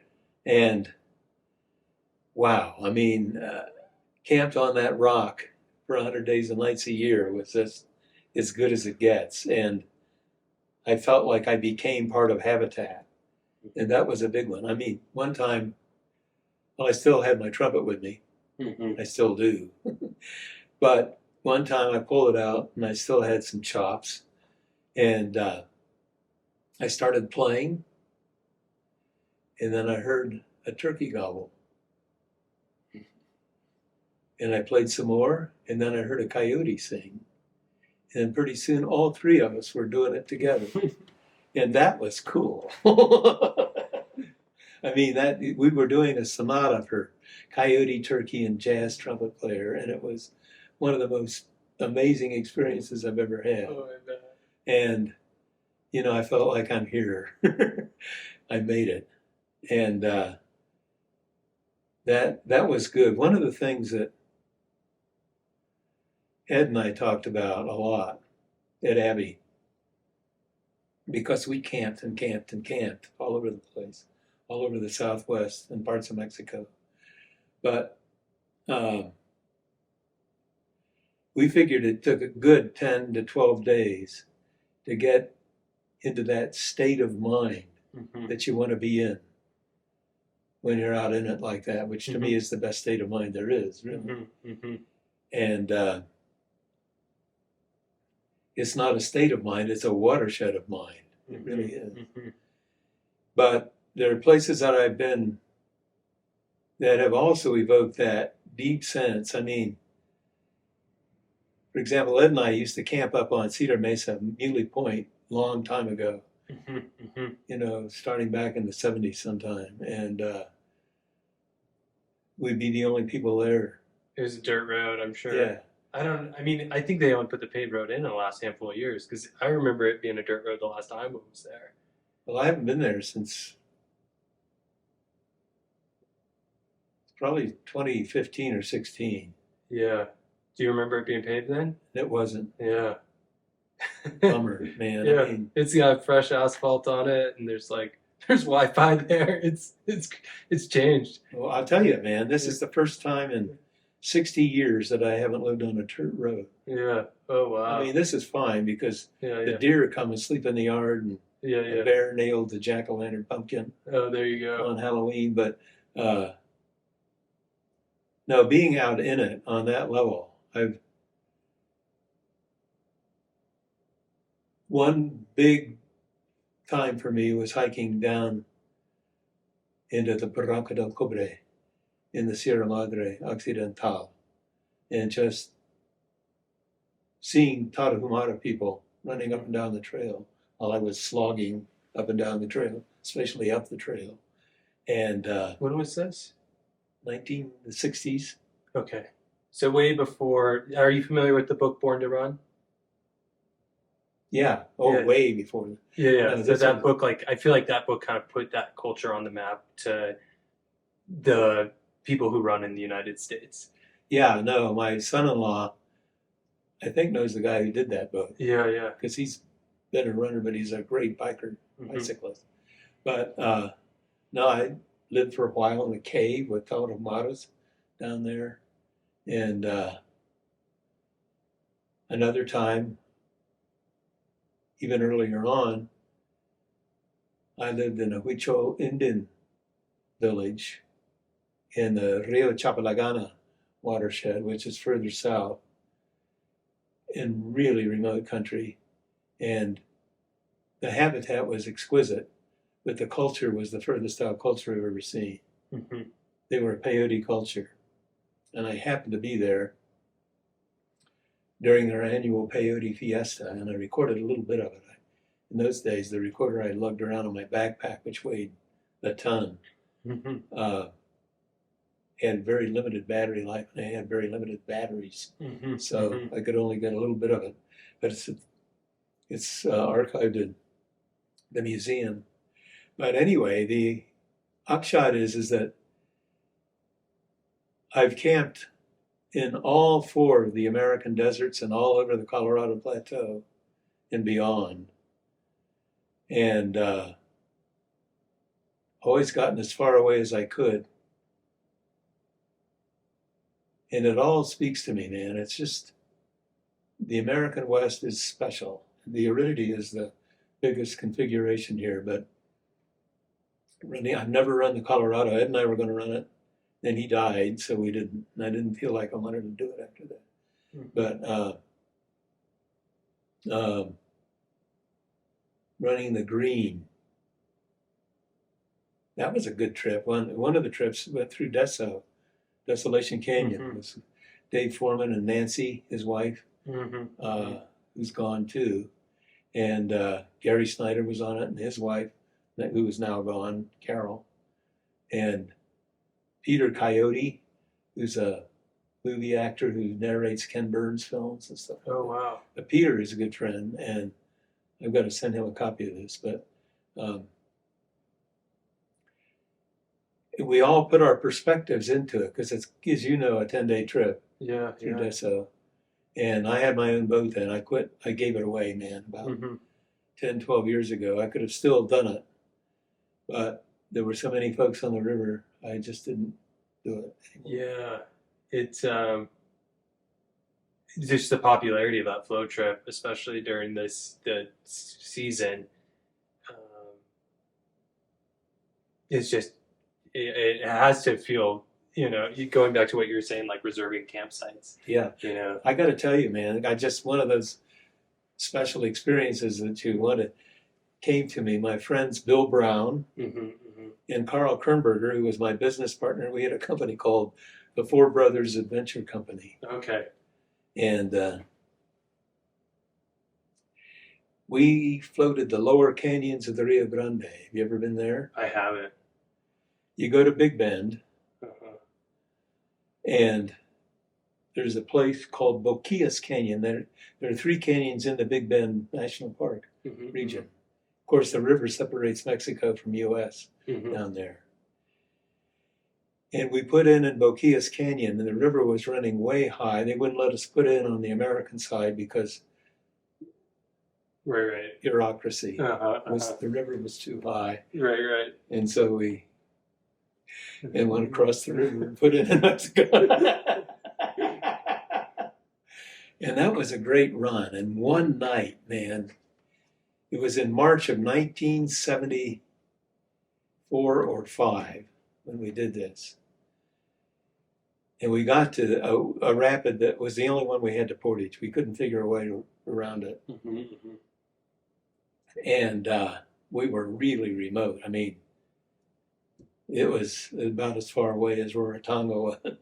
And we looked up in the sky. We were sitting there drinking beer and looked up in the sky. And at any given moment, we could see about 800 turkey vultures. Oh my gosh. And then they all landed in the cliff above us. And we estimated, ultimately, all 3 of us, we were really giving our best shot as bird watchers. And we figured there were 3,000 turkey vultures in the cliff above us. And we thought, is this a cool place to camp? But I mean, the turkey consciousness prevailed. And it was one of those times when you really understood that there's more to cognition than human consciousness. In his book, The System's View of Life, the Unifying Vision, Fritjof Capra introduced me to 2 Chilean biologists, Humberto Maturana and Francisco Varela, both of whom are gone now, but Varela died earlier on, but Maturana forwarded the notion that life and cognition are 2 aspects of the same phenomenon, even at the cellular level. If it's alive, it's cognitive. Otherwise, how can it stay alive? And that blew my mind. I mean, thinking in those terms of cognition at all levels of life really ratified for me the notion that the planet is indeed a living organism, because it fostered all of this in conjunction with the sun. In other words, the sun and the earth produced life about 3.8 billion years ago. One of the chapters in this book that I still have fun with thinking about is the one on Luca, the last universal common ancestor, and how we are all related to Luca. Yeah, it's at the DNA level, right? Yeah. So every human's DNA has this slice that goes back to this common ancestor. Thus, we are related to every other living organism that has ever lived prior to Luca. There were ostensibly, according to my limited research, other living cells, but they died off and didn't last. But Luca did. It's the Homo sapien mother. Yeah. So over and over again, there's these.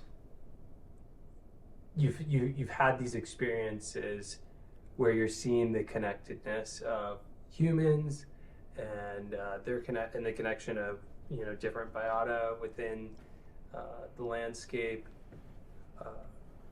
which I find, I find really fascinating and important, just in general, and I want to support it. I don't have a question.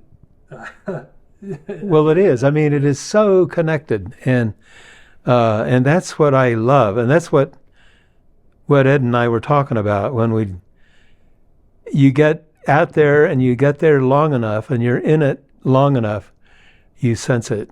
Mm-hmm. And to me, what we have really done in this culture that is so askew, our predominant culture, we've really squashed the notion or the importance of intuition.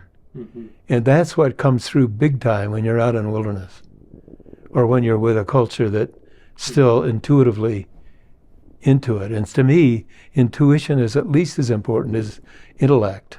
Mm-hmm. And if you can get comfortable with combining the two in your day-to-day life, which is what I've really striven for, it really works. And to me, you just see it so much more deeply. And you're out there. Yeah.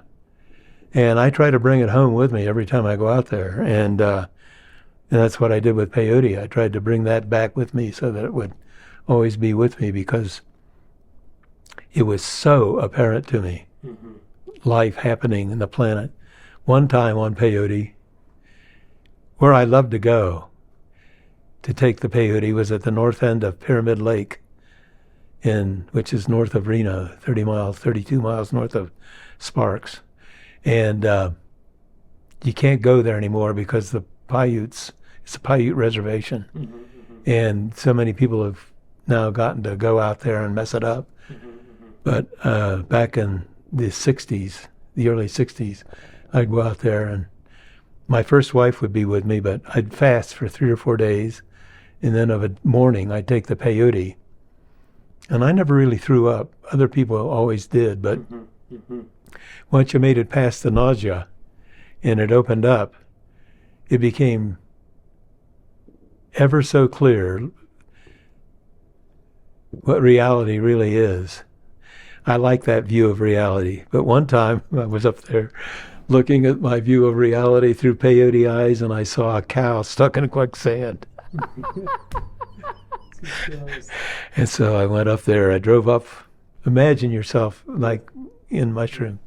But I drove up, and because I knew I couldn't get it out without a truck, and I pulled out a rope, and I put it around I could get to the horns. Right. And then I would slowly move the truck forward, and then I'd go back and talk to the cow. Oh my gosh. And finally, it took hours. I finally got it out of the quicksand, and that was that peyote experience. That's so bizarre. I don't know how to describe it, because it's so you were in the peyote world and in the real world at the same time, trying to help this. Yeah, but the empathy was outstanding, you know. It's like, not gonna let this cow die. Had you been there in a different state of mind, maybe you would have just kept driving. So yeah, let me lead into this a little bit with this paragraph that says, separate from my own wilderness experience, a few years ago I did a therapeutic mushroom trip. On this journey I traveled forward and back in time and felt emotionally connected to everything. There was no organic versus inorganic separation. And places like star systems in the Andromeda galaxy, 2.5 million light years away from our home in the Milky Way, in this mushroom world, I transported to planets in other star systems that had life. And in this mushroom world, it seems so obvious to me that the space that entire civilizations have lived and died on other planets in the universe, and that not only was I connected to everything on my home planet, I was also a small part of the universe at large. I had a sense of my small place within the cosmos for the first time, and a deep desire to be a better steward of my home planet It is difficult to articulate in writing a trip report of this nature. The simplest way for me to talk about it with people is to say that I had a metaphysical experience, and afterward I felt more connected to the landscape and humanity at large. Now, when I read stories like the one in your book about the Hopis, I feel that I can better understand what it's like for a culture to have a sense of place that connects them to the landscape holistically. I know through my own studies of anthropology that these tribes have used psychedelics for religious ceremonies for generations, and I suspect that one of the positive outcomes for the people is a deep sense of connection to the land beyond the typical Western capitalistic baseline consciousness. That is a long lead up to my next question, which is, looking back at your own psychedelic journeys, to what extent do you feel like they stretched your own sense of consciousness and connection to the landscape? Big time. The first time I took peyote was on a houseboat in...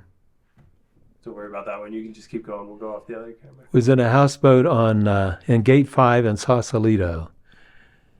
And it was a New Year's Eve, I think, New Year's 1960, 61. And it totally turned me on, but I realized that I wanted to be outside. So I got in a rowboat with a friend, and I was rowing around. Actually, two friends, one of whom decided he wanted to walk back. And I had to convince him that might not be a good idea. Can't walk on water, buddy. You may be far out, but you're not that far. But anyway, I think the next time was in that teepee with 5 different Indian cultures. And then a group of us, we had a sort of it was like a cohort of folks who would take peyote together. And the same guy who wanted to walk on water had found this cave at the north end of Pyramid Lake. He himself was part Sioux Indian. And so we would go there and go into this cave, which was a really nice place. And we'd sit in there and build a fire, and the smoke would go. Obviously, that cave had been used for a lot of things for who knows how long. But the upshot is that I really liked taking it basically by myself or with my first wife. I never took it with my wife of 52 years, Kath, who just passed away. But because she used to smoke pot, and then it just didn't affect her properly. But anyway, yes, peyote was a huge factor in the evolution of my own consciousness, probably as much as any other huge factor was. I won't use the analogy that it was the A-bomb of psychedelics for me, but it was really powerful for me. And being at that place up north of Pyramid Lake, when I'd eat it by myself or with my wife, I wouldn't be in the cave. I found a place where I could look out at this extremely primordial looking landscape. It didn't look like anything present. It looked like it belonged to some distant past on the planet Earth. And so I had amazing experiences there. I had really good friends who were into other kinds of psychedelics. Like I had one friend who'd taken acid over 300 times. Oh my gosh. And survived in beauty. He became Ramdas. It was Dick Alpert. Oh wow. I knew him back when he was Dick, and then and he had one bad trip, not on acid but on something else, and he showed up at my house and said, "Help me through this one," which I did. And he'd been born into Hebrew culture. He was Jewish, so the first thing I did after I got him comfortable in the house, This was back in the 60s. I went and got as much Jewish food as I could at a delicatessen in Santa Fe, and started feeding him Jewish food and maybe playing him some Jewish music, just to see if I could take him back into. And he did fine, and he came out of it, and all was well. But I haven't seen, well, he died, but we would compare trips, so to speak. And I took acid once, and it didn't take me. I mean, it was all far out, and I wasn't bummed. I wasn't in a negative spot, but it just seemed superficial. Right. Relative to the organicism, so to speak, of the peyote or pot. I'm probably going to take some mushrooms here pretty quick. I haven't taken them yet, but I'll give it a shot and see what happens to my consciousness. Yeah, there's a music file that I used from a person who was a researcher at Cambridge, and Mendel Kalen, I think is his name. He did his PhD there, and I can give you that music file. That'd be cool. That is what I use to kind of guide my own trip, and it traveled to these places. And I was at home, and I'd save setting with like an eye mask on and like a weighted blanket. But listening to that track, was a big part of the experience for me. Yeah. And much like hearing you, it's like looking at some of these landscapes, being in a cave, being in a place where you can see, see the earth, how that made it so much more than just a drug experience. It, was really shaping the way you viewed yourself in the world and the broader landscape. And I would go as far out to say the cosmos. Well, the peyote sure changed my life. I mean, how to put it, man? I mean, I've been a jazz player, and jazz happens in cities. And I was never comfortable in cities, but in order to play jazz, that's kind of where I had to be. And like the best jazz city I ever played in was Indianapolis. I was usually the only white guy on the stand. And that was, to me, a joy. But getting out I go outside every chance I get. I walk every day, even though I can't walk as far. It's my only advice to young people is to break as few bones as possible. Right. And I mean that. And being out in it, that's what I always did the peyote, almost always outside. Only 2 times that I can think of was I inside part of the day.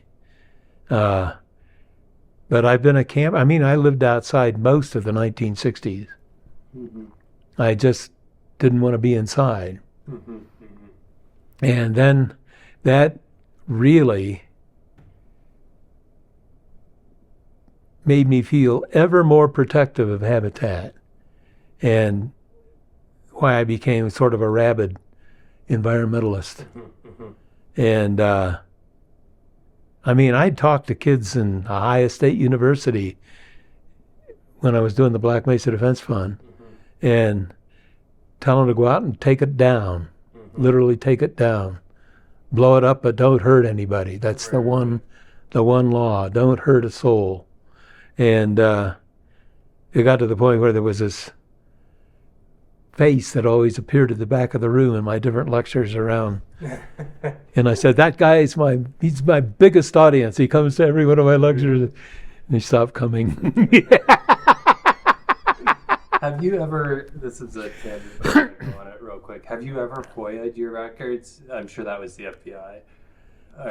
Yeah. Have you ever Freedom of Information? No, but when I did the book about Ed Abbey, I got his. Yeah, so I read his too, and not to cut you off, but to give you, when I So I read this guy, Sean Perniss's book, Finding Abby. And he interviewed you for that book. And when I read that book, I was like, why didn't Sean, FOIA those records? So I emailed the FBI, or I sent a FOIA request to the FBI. Surprisingly, they emailed me like a few days later, like, we have them on our website. You can just download them here. And I downloaded them, and I was expecting a bunch of investigative work on ecoterrorism, sabotage, and it was all, ironically, because I was reading this right around the January 6th time, like people trying to take over the Capitol for Trump, and they were investigating him for sedition, conspiracy to like take over the United States, because when he got back from World War II, he was like one of the first guys to like burn a draft card. Yeah. And it was like, holy crap. I mean, it really just blew me away. Yeah, because then the magnitude was so small. He wrote something on a typewriter and put it on a bulletin board in the English department of a university, and was investigated by 3 different bureaus for decades. Yep. And just to contrast that to like, just like what's on the news every day, which I don't watch, and I don't think I don't know if I won't say people should or shouldn't watch the news, but I feel like there's these echo chambers on both sides, that are way, people just say stuff that's so much more inflammatory to the government now on regularly than what Ed wrote that catalyzed that investigation and those records. No, I used those. I caught them. I've never wanted to. I know who I am. I don't need the FBI to tell me. Anyway. Yeah, your records. Well, maybe I will on your behalf. But because it sounds like they were. But they really nailed, well, when Dave Foreman got busted, Jesus, that was 6 weeks after Ed Abbey died, Okay. that Dave got busted. And he called me up and asked if I'd head up his defense fund, which I did. I mean, I had to say I'm not a great fundraiser, but I'll do anything I can, man. And we were able to raise enough with a lot of help from a lot of people to get him through that trial. But at one point, he had 2 attorneys. One was Jerry Spence, and another one was a guy named Sam Giberson, who was a specialist in bugged telephone calls and recorded illicit recordings. And they called me up, Sam did, and said, would you be willing to go to FBI headquarters and make duplicates of all of the recordings the FBI made? We've got a court order to get it done. And I said, of course. And so I spent 2 weeks, Oh my gosh. Business days, in the one down in Phoenix, Scottsdale. Okay. So you went to regional office. And I listened to them, 63 hours of tape. And I dubbed it onto reel-to-reels. I used my Nagra to dub it, so they were good recordings, which became the property then of Sam Giberson. And I didn't keep any, but this is a bit funky, but I'll tell you the truth. At one time,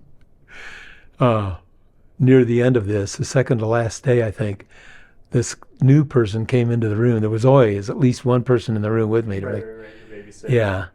And he said, I'm the guy who's responsible for making these recordings. And can you teach me a better way to bug a microphone or bug a telephone? And I said, are you out of your fucking mind? It just came out of my mind. Like, you're on the wrong side. He was not a person with whom I made friends, I must say. But Not gonna be friends, buddy.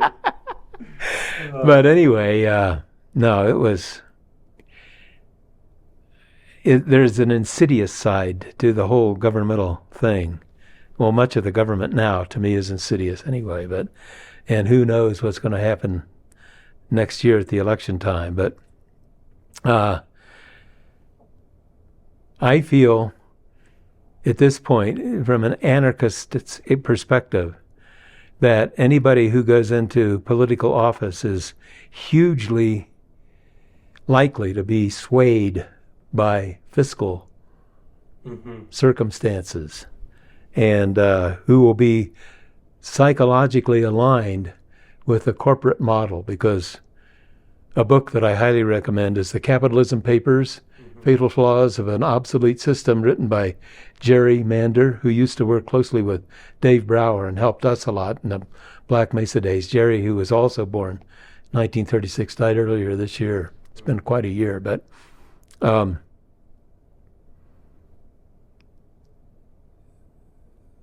political consciousness, especially in America, has been totally subsumed by the corporate structure, the military industrial complex, which Ed warned us about. I was very aware of back in the day before Ed and I started doing stuff together. President Eisenhower, going out of office in 1961, said, "Beware the military industrial complex." This is a president, a Republican president, saying this in 1961. And what happened during the final days of World War II were that all of the people who were among the Allied forces, who fought the Axis forces in World War II, members of all of those countries got together in Bretton Woods, New Hampshire, and came up with a plan that would result in the World Bank and basically the whole corporate economic capitalism, yeah, neoliberal economic policy. Yeah, and TV happened at the same time, and boy, oh boy, so we're now into 3 generations at least of people who have been dominated by a picture on the wall, that moves, the television set. And now, today, I'm so concerned about, the other day, man, I watched a guy drive by with no hands on the handlebars of his bicycle, taking a selfie. Oh my gosh. And I thought, he's not destined for long life. Yeah, that's a hobby. But I mean, to think that we are so conditioned to that sort of a techno-fantasy world, that it's going to take something huge. And I rely on the young now to get past that and start looking at habitat for what it is, to get out into it and become really active. And I know a lot of young people who are already, and because it's going to take the young people to save us from ourselves. Absolutely. It's clear from your book, A Portrait of Ed, that Edward Abbey was a dear friend to you, and that you both connected best through the many outdoor trips you took together and the conversations you had about life along the way. So my random question was, is it true you hold the manuscript to the Monkey Wrench Gang? Yep, it's right there. And we have it right here. So I'm excited to look at that and maybe take some video of it too after finish this interview. One thing I want to just speak to in terms of manuscripts is, I think I learned this from Sean Prentice, who wrote the book Finding Abbey, is it's really interesting intellectually to think about a person beyond just their book. And when I first read Desert Solitaire, which was the first Abbey book I read, I was just thinking about the stories in that book and not much about the person beyond it. And Ed kind of Sean opened my eyes to thinking more deeply about authors in general and their craft. And so this idea that there's this manuscript that shows, an early version before publication, I think is really interesting. So I'm excited to see that. Yeah, he brought it. I think it was 1975, the year it was published. at Thanksgiving time. He brought it to me along with 12 LP records of the collected organ works of Johann Sebastian Bach. He said, I listened to it, now you have to. So why do you think he gave you the manuscript? Is it just because he cared? He knew. I don't want to try and answer that, I guess. Well, we were really good pals, man. I mean, You must have. we had made vows, you know, and we were like brothers. Mm-hmm. And I think there were 2 or 3 of them, and I think this is the one that was the final one. Mm-hmm. Mm-hmm. And but Ken Slight had one, but there was a big fire, and I'm just hoping like mad that Ken's Monkey Wrench Gang didn't get burned up. It's because they were good friends, and spiritually, you know, it would just be a wipeout for Ken to have lost it to a fire up in Moab. I want to speak a little bit more to manuscripts too. In the 1970s, pre the Apple II computer, where you wrote on a computer and you saved your work like in real time, and then because when I was in, I told you early, maybe before the interview, that I went to Tucson, and at the university there they have a special collections library where Ed gave them like boxes and boxes. Yeah, it's papers, everything. His papers, and for me, some of the most interesting things in there certainly are the manuscripts. And for example, actually with Monkey Wrench Gang, I'll just speak to that. There's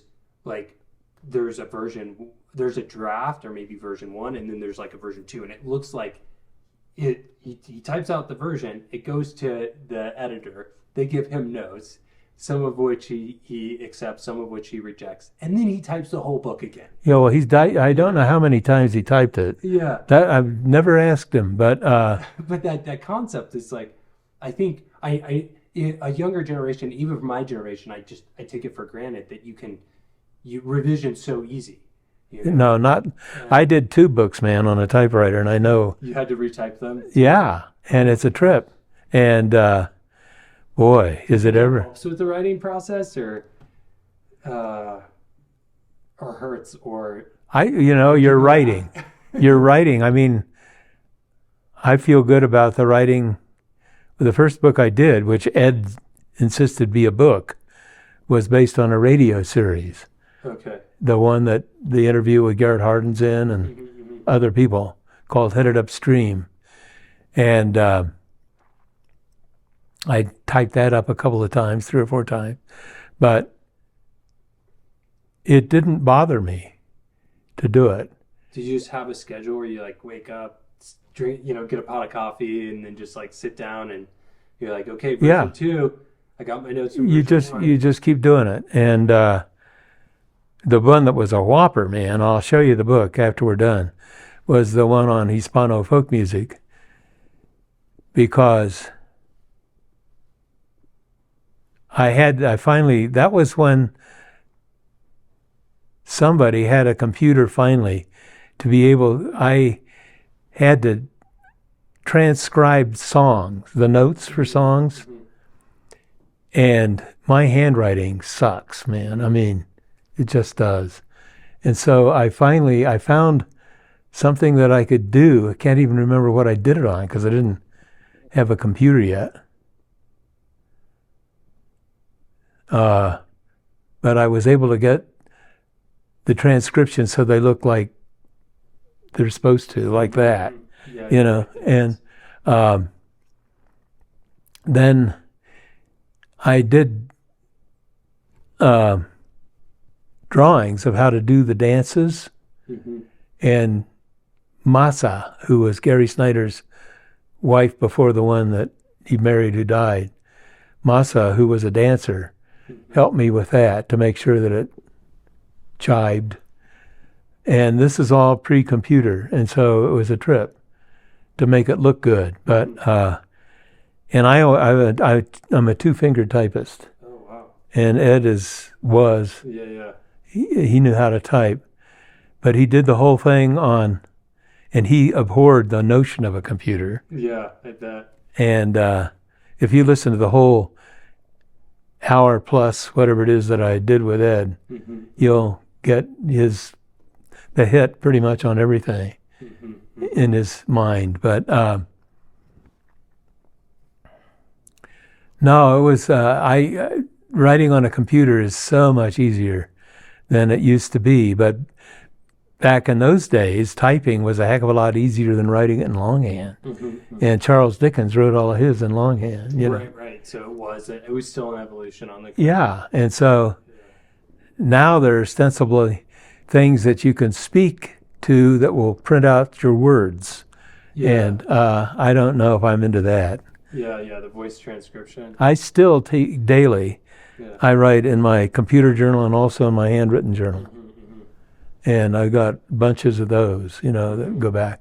But I never look back at them. Right. You just kind of move forward. Yeah, the whole thing is that I find that writing is a really cool way to think. Mm-hmm. I agree. So, boy. But I know he gave one to Ken and he gave one to me. And I don't know if he gave one to anybody else, but I think this is the one that was the final one. And, well, just for one quick second, I want to open up. Yeah. Oh, and this is his flag. Open it up. Open it up.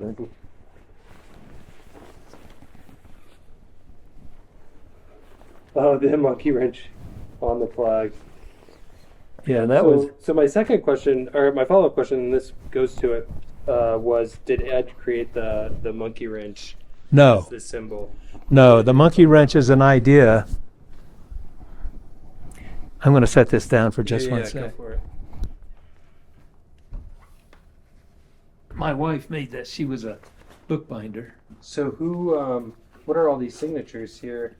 That was on a river trip, and the guy who was on the river trip with him had made this flag up. Oh, I see. Ed's signature's on there, as is Becky's, his daughter's, who was also on the river trip. So my thought is to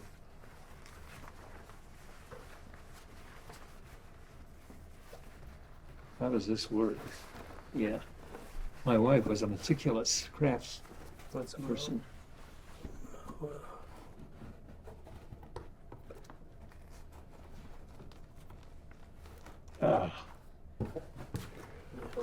It's you gotta here, this is easier. Oh, there you go. Oh, I see. It's like She bound it, she put it in a book form. There it is.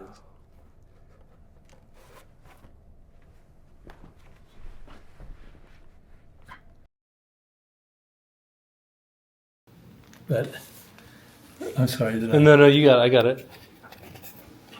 And there's a picture of Brower and me. We've been out camping.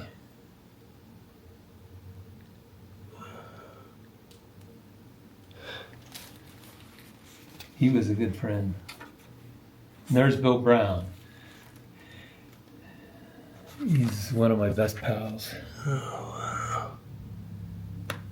Gosh, what a network.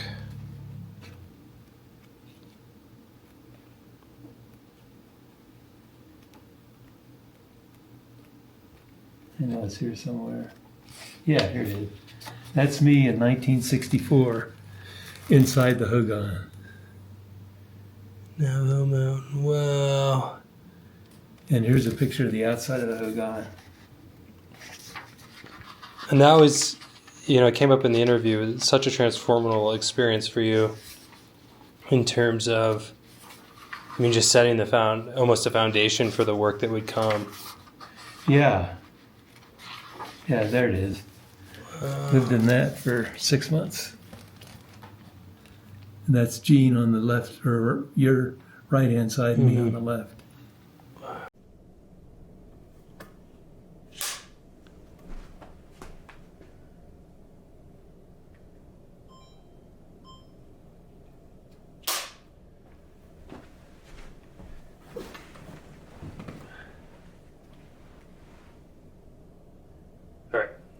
many people who knew Ed personally have passed on. You are one of a shrinking cohort of folks that knew him personally.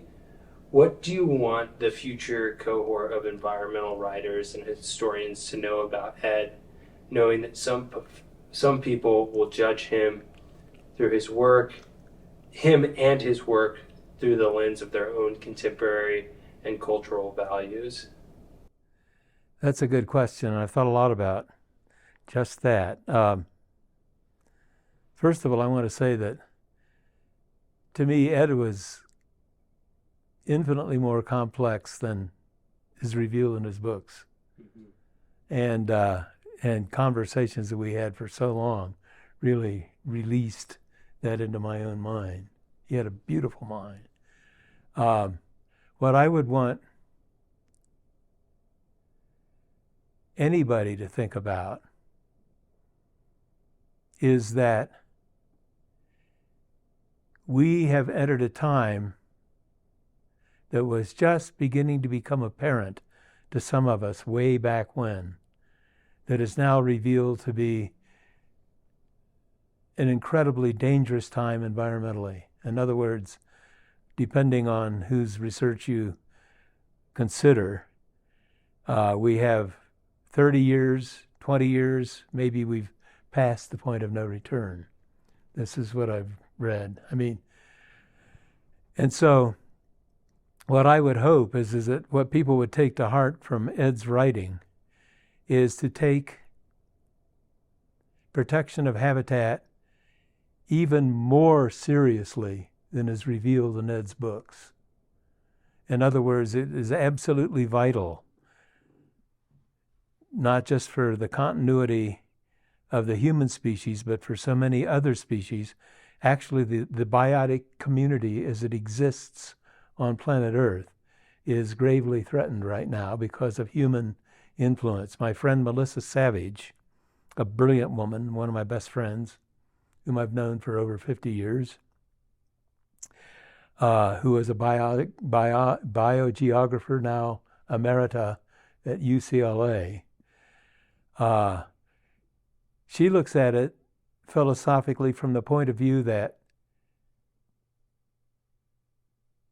that life on planet Earth will continue, but that an entirely different biotic community will emerge than the one in which we currently live.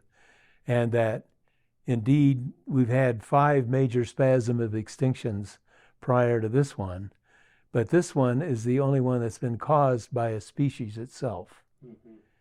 And so that's the bottom line. And so Ed Abbey was in the forefront of trying to protect the environment, of protecting habitat, of seeing wilderness replaced rather than reduced. And he would use any tool that was available to him to do that. And he didn't just write about it. He did it, but he never hurt anybody. I recall a conversation that Dave Foreman and Ed and I had once about the importance of stressing causing no harm to any fellow human. Mm-hmm. And so what we see is the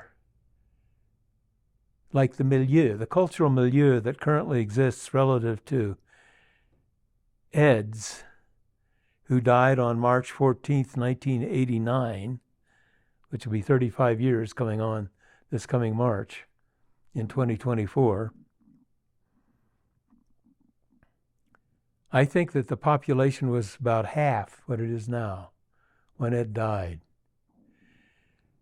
There were computers, but they were big, huge machines in universities that had huge wheels of tape, and there were cards that punched holes in them. Those were the first computers that I was aware of in New Mexico, where they had some major computers, both at Los Alamos, at Sandia Lab. New Mexico has 2 national laboratories, mm-hmm. and then it has places like the university in Socorro, which is super, I think of it as evolved techno fantasy, you know.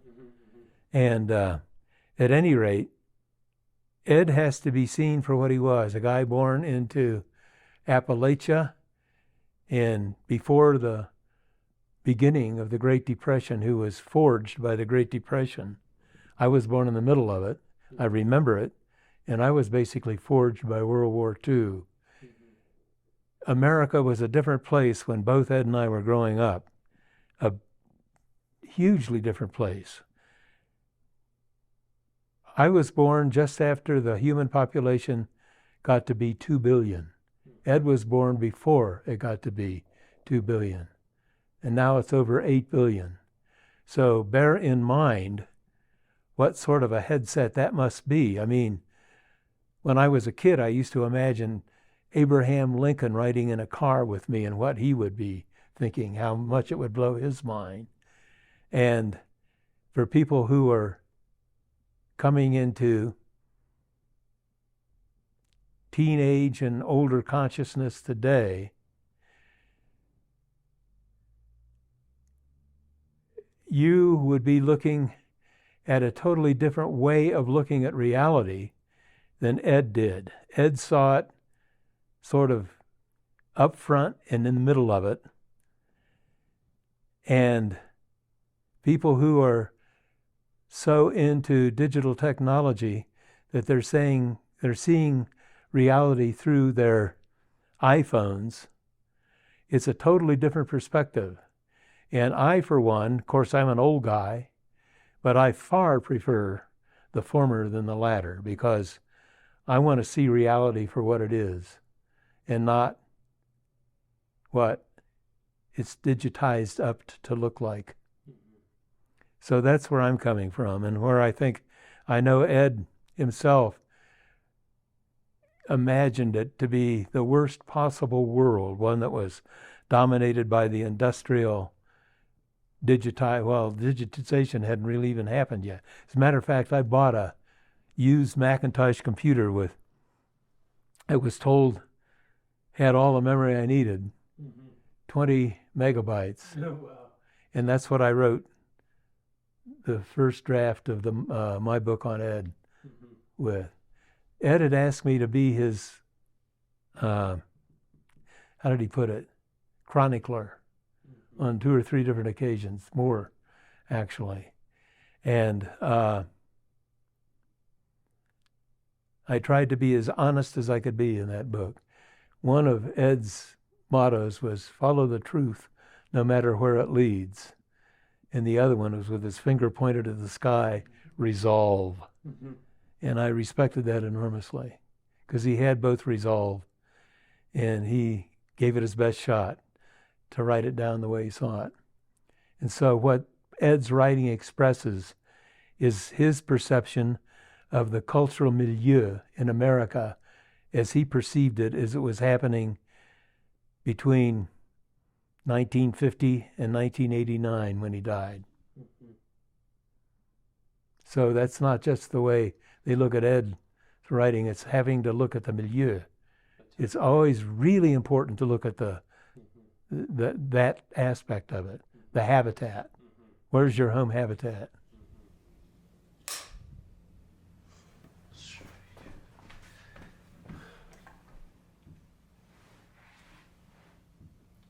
All right. Ed never owned a camera. Oh, yeah. Well, there's not that many photos of him. Yeah. Okay, you right?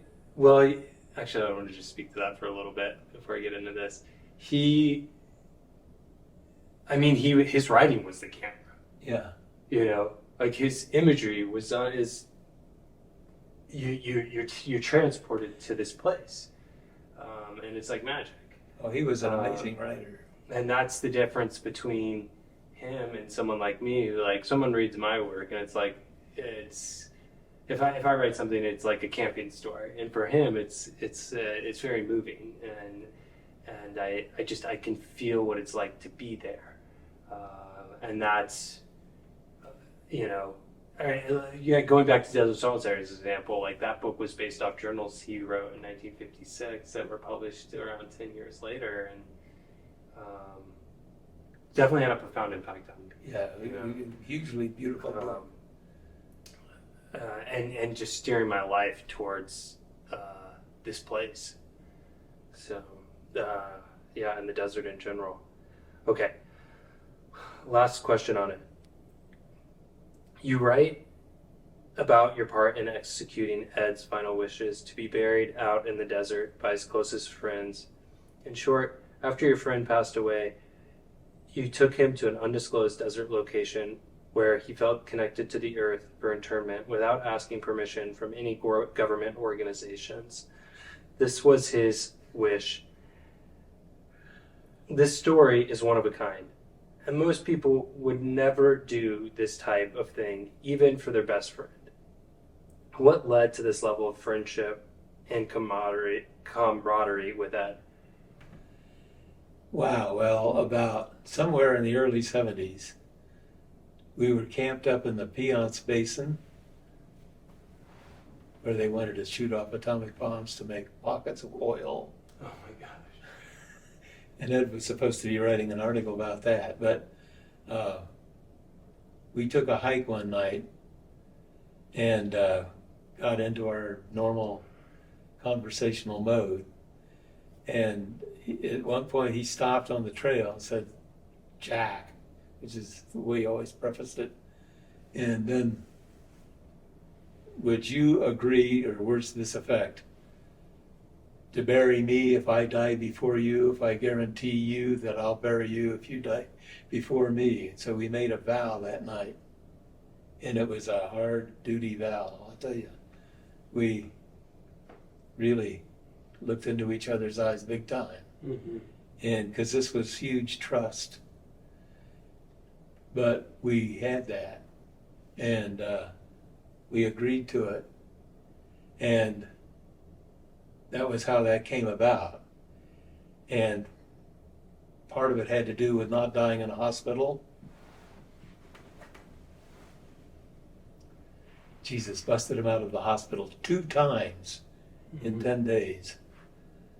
The first time, he thought he was dying and he didn't want to be in the hospital anyway. He'd had a bleed. And so I stole a wheelchair from this woman's room in the hospital and put Ed in it and wheeled him out of the hospital. And Clark, his wife, or his widow now, was running interference for me, and I drove away like mad and got him out of the hospital then. Is Clark passed away? So... No, she's alive. Okay. She refuses to be Right. interviewed. Right, okay. And no, she remains a dear friend. Mm-hmm. We're in contact. And she's remarried. And she and my wife were close, very close friends. But Ed, some years later, a good decade later probably, I had 2 houses, the one that my wife and I first built, and then when it got too crowded, we sold that place and bought a place out more in the country. But when we were still in that house, in the canyon in Santa Fe, Ed and Clark and Susie, I think Susie was with them, came by to visit. And Ed had wanted to see if I knew of a doctor because he had a pain in his gut. And curiously, the guy who was my doctor at that time and myself were running the Rio Chama, which is a neat little run, beautiful run. And so I got home and there were the Abbeys staying with us. And Ed was saying, "I've got this pain in my gut." They'd been up in near Great Sand Dunes, National Monument, over in the San Luis Valley, where he was in a borrowed cabin from Jim Carrico. He borrowed the cabin to write, I don't know what he was writing, Good News? Anyway, whatever it was. But anyway, later that afternoon, he keeled over in pain in the living room. And so Clark and I hauled him off to the hospital. This is after Ed and I made the vow. And we checked him into the hospital. we always had a bit of gallows humor going, no matter what. Right. The first thing that happened was I was at the desk doing some paperwork in Ed's behalf, and some nurse came up and started to roll up my sleeve. And I said, "What are you doing?" She said, "Well, Mr. Abbey." And I said, "Us guys with beards all look alike." He was considerably taller. He was 6'3". In those days, I was about 5'11". I've shrunk, but anyway, a doctor came in, a specialist came in, and diagnosed Ed with pancreatic cancer with 2 months to live. And I looked at him and said, "Well, I'm here for your disposal." And he turned and looked at me and he said, "Well, at least I don't have to floss anymore." And but I was letting him know that whatever went down, Yeah. and he knew it. And then finally we talked him into getting another medical opinion. It was a trip getting everybody back down to Tucson. Clark and Susie were going to drive back to Tucson, and their truck broke down in Albuquerque, fortunately. It broke down there, and they got a motel room, and I was going to have taken Ed to the airport the next day to get him to fly down there in case he had some sort of a whatever. And so, kind of remember all of this stuff.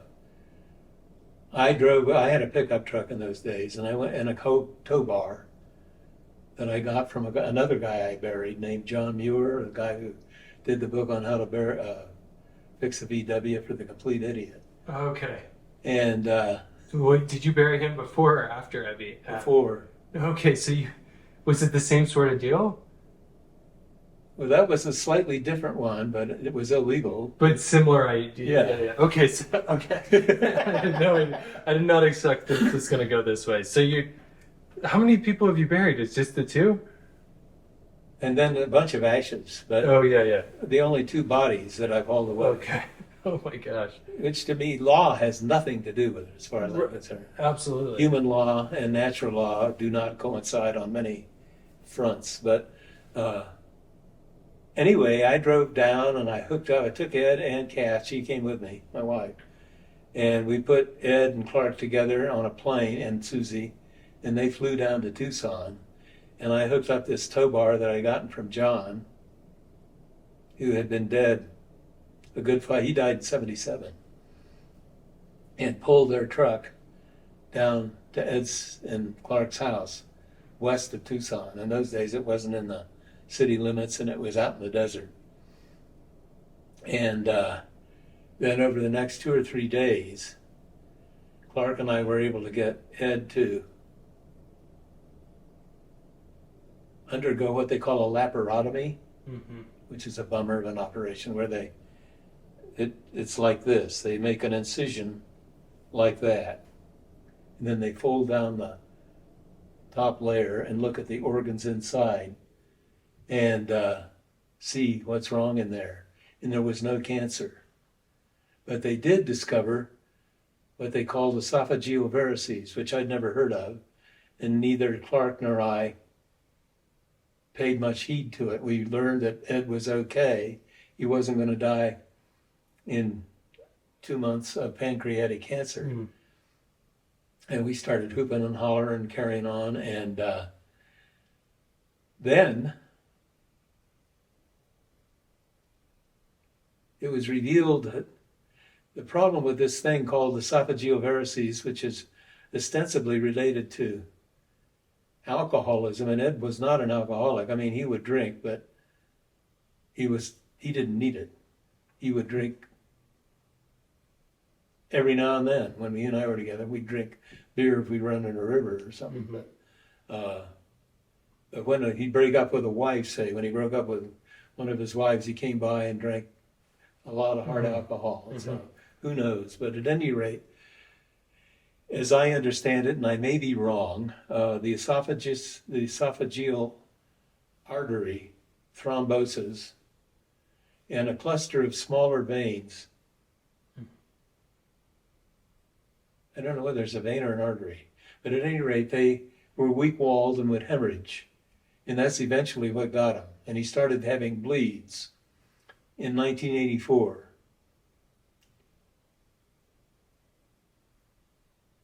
Yeah. And so Kath and I rented our house out in Santa Fe and used the money to rent a house down in Tucson.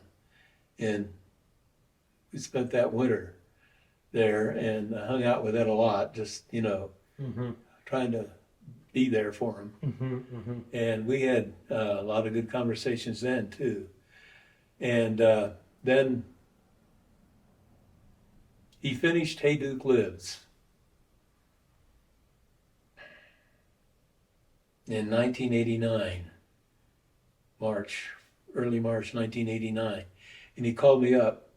He said, let's go camping. I just finished it. And I said, okay. And it was too late to leave that day. So I said, I'll take off. I'll start driving tomorrow morning. And then we can take off. And how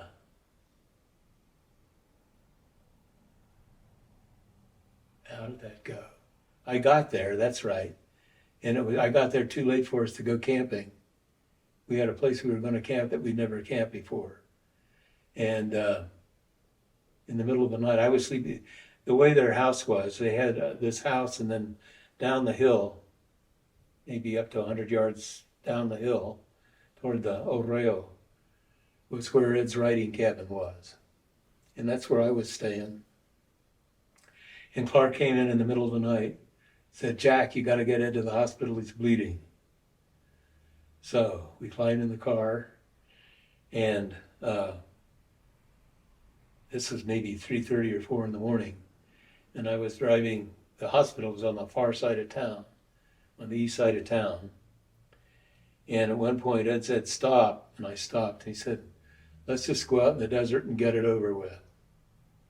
And I said, this is entirely your call. I'm here to do what you want to do. And he sat there and he thought about it, and he thought about maybe I have a chance of surviving this one. He said, I've got 2 little kids. Let's go to the hospital. So I did. And he was in the hospital for a couple of days, and then I went in, and Clark and I went in together. And by this time, I think her folks had come down, Tom and Carolyn, her mother and dad. And he said to us, I'm not going to make it. I can tell I'm not going to make it this time. But there was an operation they could do, which would be called a portal shunt. And but that same night, he said, I got to get out of here. And so that's when I swiped the lady's wheelchair and wheeled him out of the hospital. And then I wanted to give them some space because That's a family conversation. Yeah. A family care. And I said, I'm going to go move into a motel so you guys have total space. And I didn't tell anybody which one. And he started to bleed again that night. And Clark was mightily PO'd at me the next morning because she couldn't get me to help him get to the hospital. So she called up Dave and Nancy, Dave Foreman. So they got him to the hospital. But Dave and Nancy were supposed to be on this. They were leaving the next day for another trip. And so got him into the hospital, and we had been told about this operation called a portal shunt, which would make an artificial, whatever it is, artery or vein between the esophagus and the liver. And that could save him. And so he finally agreed to have that operation, and they did it, and it was a success. But he was, by this time, having tubes pulled up and down his esophagus. He was bleeding, and there was no way they could stop it. And so that's when, by this time, Doug Peacock was also there. And so was Steve Prescott and Susan. Susan's Clark's sister. And it was Susan and Clark, Tom and Carolyn and Peacock and me. And I was getting blood illicitly with this blood type from a guy, and to keep him alive, just to keep stuff going in. How did that work? Like, Trickily. yeah, you just like I said, I need blood, man. Give me some blood. and he just And it was a guy who, I let him know it was necessary, and he knew it anyway. So I won't give his name. Yeah, you know. And so anyway, I was bringing over blood, and both Steve was an MD, and Peacock was a medic at Vietnam. Mm-hmm. And boy, he went through some stuff, I'll tell you. I haven't seen Peacock in a long time, but I've always felt that if it hit the fan big time, he and I knew we were okay back to back. Right. And he's the guy you wanted in your foxhole. Yeah, absolutely. But boy, anyway, I could tell it was on his way out. And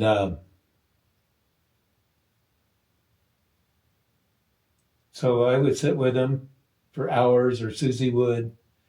And the next morning, after days went by, a couple of days, I could hear in his breathing that he wasn't going to last long. But I said, I'll go get one more slug of blood. And I went off to the hospital to get it. And I called the house, and I talked to Susan, Clark's sister. She said, Jack, Ed just died. And so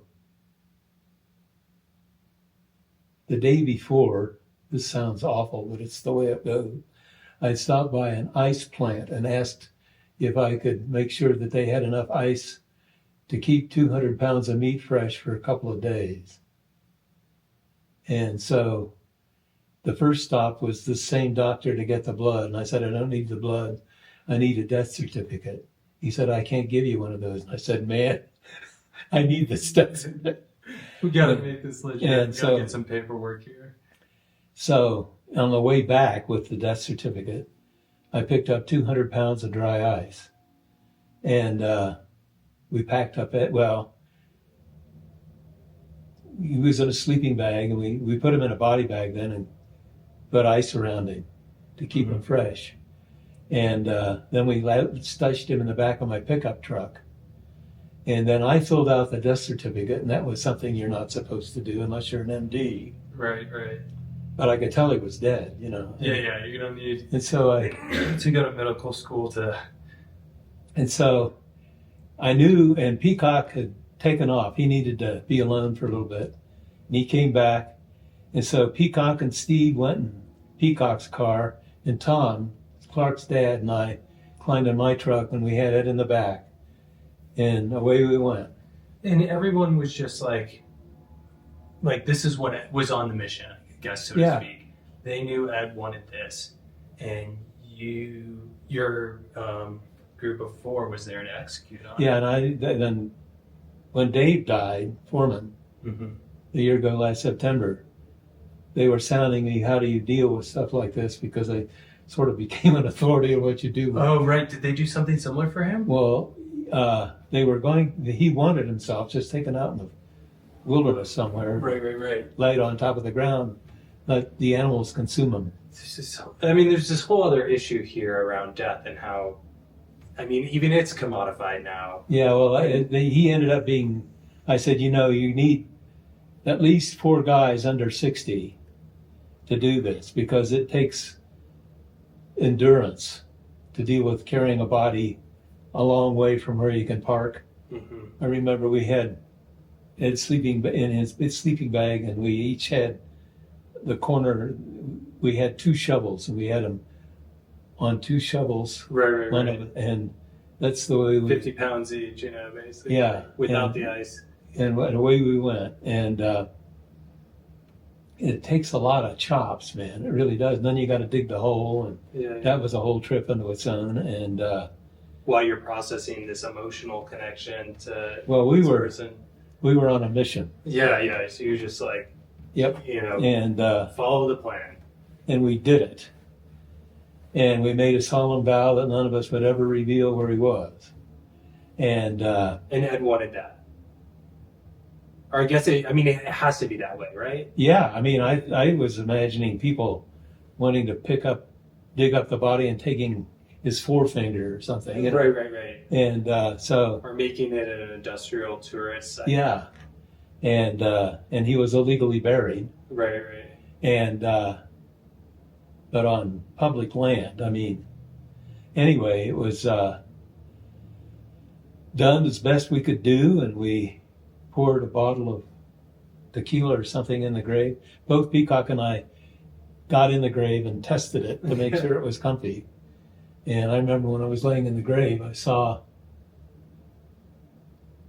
two birds. I saw a turkey vulture, and I saw a red-tailed hawk. And I looked at the vulture and said, "Not yet." You know, I've had this relationship with vultures. Yeah.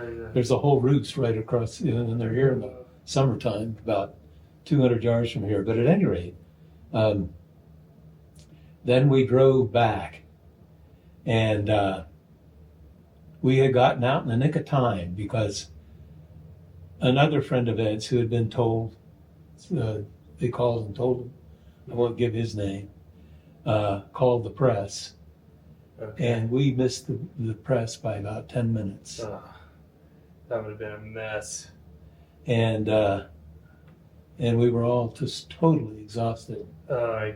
Because I'd been awake for a week, and Peacock had been mostly awake for a week. He got there about 3 days after I did. So what was going through your mind while you're driving down the road to this secret place with Ed in the back? Like, were you afraid you were going to get pulled over? Were you paranoid at all about? Well, I just or were you just focused? I figured the way I had Ed's body in the back of the truck was under this. I built a bed frame with my sleeping mat on top of it, and there was about this much space beneath the bed, just enough to slide Ed under it. So they would really have to be looking for him. Right. But I had this death certificate, and I filled out another paper transportation, all of which was totally illegal. You're like, you had But an who alibi. cares, man? I mean, Yeah. You're doing what your buddy wanted you to do. So we did. And It sounds like you're trying to get the paperwork in line as best you could. well, so that to we did protect get your- stopped. Yeah, to protect yourself. But I didn't realize I was doing an illegal act by Yeah, filling yeah. out and signing the death certificate. I mean, you hadn't slept for a week. You got to give you, But it was. But I mean, did you have any idea when you made this promise 10 years before that it was all going to go down this way? Well, I didn't know. I said to him at the time, "You're 9.5 years older than me, so I'm going to be doing all the work. Yeah. Well, you sail off into the sunset, And but it was cool because I mean, we were friends, and really a great friend. Boy. Anyway, we did it. Everybody was wasted. A week later, Clark, a bunch of us put together the first wake, I guess you'd call it, in Saguaro National Monument on the east side of Santa Fe, or Tucson. Yeah. And we had a lot of fun, and I played taps, and that was the last time I ever played the trumpet in public. It's just kind of your way of... Well, it was time. I mean, I figured what was I? I was in my early 50s by then, nearly 54. And to be a real jazz player needs heavy duty endurance, the kind of jazz I like to play. And I just didn't, and if I couldn't play like that, I didn't want to. Yeah, you didn't want to. And I figured this is as good a place as any. So I did it. And I think we had some slow elk brought to us by Brother Peacock. Yeah. And Hoots was there. Hoots was Howard Abbey, Ed's brother, one of his brothers. And It was a really good one. There was another one in Moab, but I didn't go to that. But when I went back, 2014 was it? Yeah, I went back to spend some time with Wendell Berry back in Kentucky, because Wendell, Ken Kesey, Larry McMurtry, and Ed Abbey all took a course with Wallace Stegner in creative writing at the University in Santa Cruz, I think. That's where that was. I'd have to read my book, but and Wendell had gone to the one in Moab because he really liked Abbey a lot, and he read me. Boy, it was really neat. I've got it somewhere, the recording of it. I recorded Wendell reading Wallace Stegner's thing that he asked Wendell to read at that second Moab event. And it was really heartwarming. And boy, Wendell's still alive. I've got a bunch of his books. He became a friend. And his best friend is a guy named Wes Jackson, whom I mentioned earlier, who founded the Land Institute in Salina, Kansas. But anyway, after that was over, it just, the people who were really good friends of Ed, we really knew each other. And there aren't many left. Steve Prescott died within the last 2 or 3 years.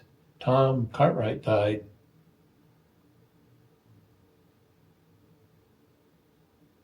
within the last 10 years, I think. I have a photo, the 20th anniversary of the gang, the burial group that Clark took of us in Moab. And I don't know where that is anymore, but the only two left are Peacock and me. And I have to hand it to, his name escaped me. I like him very much. The guy who did the book Finding Abbey. Oh, Sean Prentice. Yeah, who's a close, I guess, John Hustleffer's best friend. Yeah. And both those guys are very influential to me. And I liked him, and he had the super good taste to not ask me to tell him where Ed was buried. Yeah. And of course I didn't. But he found him. I know other people have. Because the only person I've taken out there is Clark, his widow. I figured that was appropriate. Yeah. And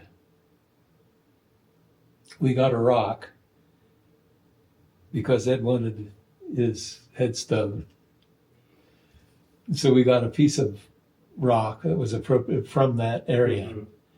And we took it back to town and got it. Edward Paul Abbey, 1927, 1989, no comment. No comment. And brought it back out. Yeah. I think, one of the other thing that's coming up for me just hearing you tell this story and going back to some of the other themes that have come up in the interview is this idea of trust. And now you have, not only was there's this piece of you, going way out of your way in a situation that wasn't reciprocal at this point. Like Ed could never pay you back. Oh, you don't think like that. And yet you're just doing this selflessly. And now you're, you have this secret you're carrying, to the end of your life of, this place of burial. And it's unique, and I find it fascinating, and I find it very beautiful because death is so permanent. It's permanent. It's terminal. It's the end for everybody. Everybody's gonna go. Everyone's gonna die. I'm gonna die. You're gonna die. My precious child's gonna die. Hopefully that happens long after I'm. Yeah, that's a tough one. And And yet, I think for so many people, they put it off because they're so afraid of it. And then it just like happens and there's no paperwork, and then they just kind of follow whatever traditional path is in line with their culture. And this is wildly different. I feel like, Ed knew what he wanted, how he wanted to be buried and have his ending. And then I see him as being very lucky to have you to help execute on it. I don't see it. Just friends, real friends, do what they do. Right, and maybe I don't. I wish I had more friends like Ed. You were to Ed in my life, and I don't. Maybe it's a generational thing. I can't think of anybody in my life who would do something like that for me. In this time period, in this milieu, to use your word, it's a hard thing. Well, people were going to have done it with Dave Foreman. Yeah. And then I got to thinking, and I don't know to whom I sent this note, and I know it had to have nothing to do with the final outcome, but I remember that Dave had a bunch of screws in his back, and I had this vision of a coyote breaking a tooth on a screw. And I wrote this to somebody, but they finally, Dave, his second option was to be cremated and have his ashes mixed with Nancy's, because she died of Lou Gehrig's disease. She got that, which is a bummer. And but I frankly don't care. I mean, I figure when you're dead, that's that. And I'd thought about earlier on, when I still could hike, 15 miles a day, of having found the cave and hiking out with 5 gallons of water and just right. Yeah, and but I didn't. And that's like when Ed died, man. I mean, there were a heck of a lot fewer of us on the planet than there are now. Right. And I never got a permit to run a river. Yeah. Ever. Oh, that's crazy. Yeah. I would just run them. Yeah. And I got busted a couple of times. And one time I got busted and fined $100 for tearing down the sign that said, "Write down where you want to camp," on the San Juan. And the judge fined me $100 and said I would have done the same thing. He was an old guy like me. Going back to consciousness real quick, do you think after you die, your consciousness will live on at all? Who knows? I'm not concerned one way or the other. Yeah, you're at peace. I've always been at peace. I've never been a Christian. I never have. I've got friends who are Buddhists, Zen Buddhists, and Gary Snider's been one all his life. I've got my good friend Gary Nabhan is a Franciscan monk, married, but nonetheless he's a Franciscan. And everybody has their own way of dealing with it. I'm simply, the flow of nature will do whatever it does. Right. And that's exactly as it should be. Otherwise, boy, I think I'm really, like that photograph I showed you when you first got here, I'm really looking forward to all sorts of good stuff from the James Webb telescope. Right. I took a course in astronomy in college. That was one of the few that I really dug. Yeah. And anyway, I think that looking at a photograph wherein there are thousands of galaxies visible, some of them very minutely so, but nonetheless there. And ostensibly, from the point of view of the Webb telescope, the view through the hole was the size of a grain of sand held at arm's length. Right. And so that's what we're looking at in the night sky in that photograph. Yeah, and it's still such a deep field. Yeah, and there are thousands of galaxies in that grain of sand's worth of whatever you call it, aperture. And or at least that's what it said. Yeah, aperture. And Yeah. so whatever, I mean, that puts things in real perspective, man. I mean, Absolutely.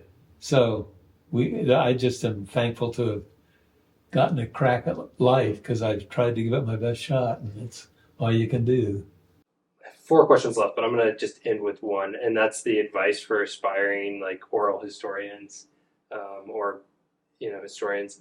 So for those interested in pursuing a career, and you could replace the word oral historian, but a career similar with a similar path to yours, where you're Documentarian?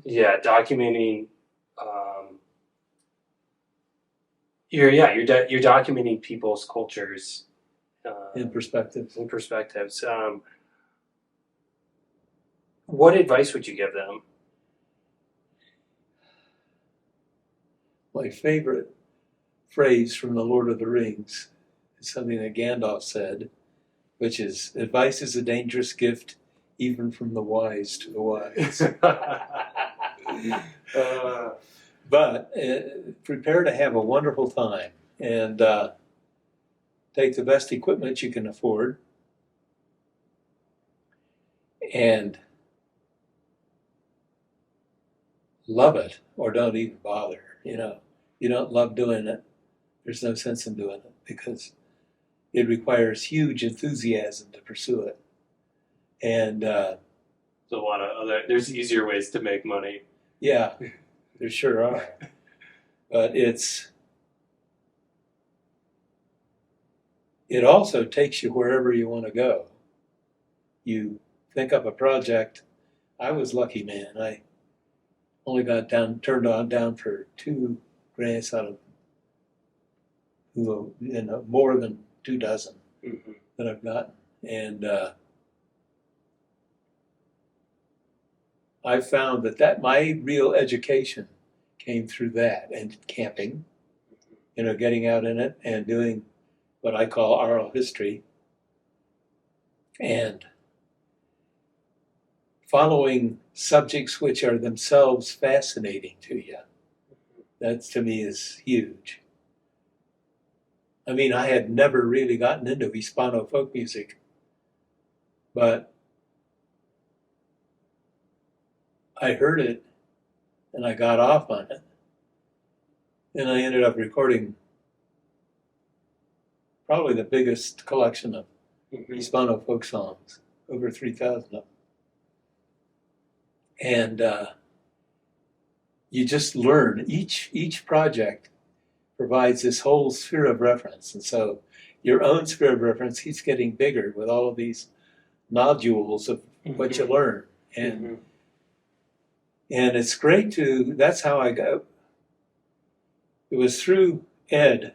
It was that winter that Kath and I moved down to Tucson and Pellegrina, our daughter, for the winter when Ed had his first bleed. And he acted as my listener, my editing listener to a series called Southwest Sound Collage that I produced.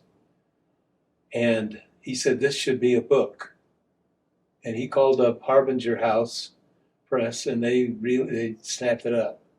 So Ed was because of Ed that I became a writer. But then I realized that articulating that which comes to you is important to do. And so writing books became great fun for me. I mean, I never wrote a book I didn't have fun.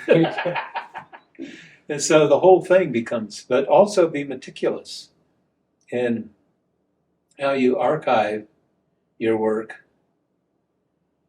and then stick it someplace where you think it's probably as good a place to be as ever. I stuck with the Museum of New Mexico because I've done a bunch of projects through them.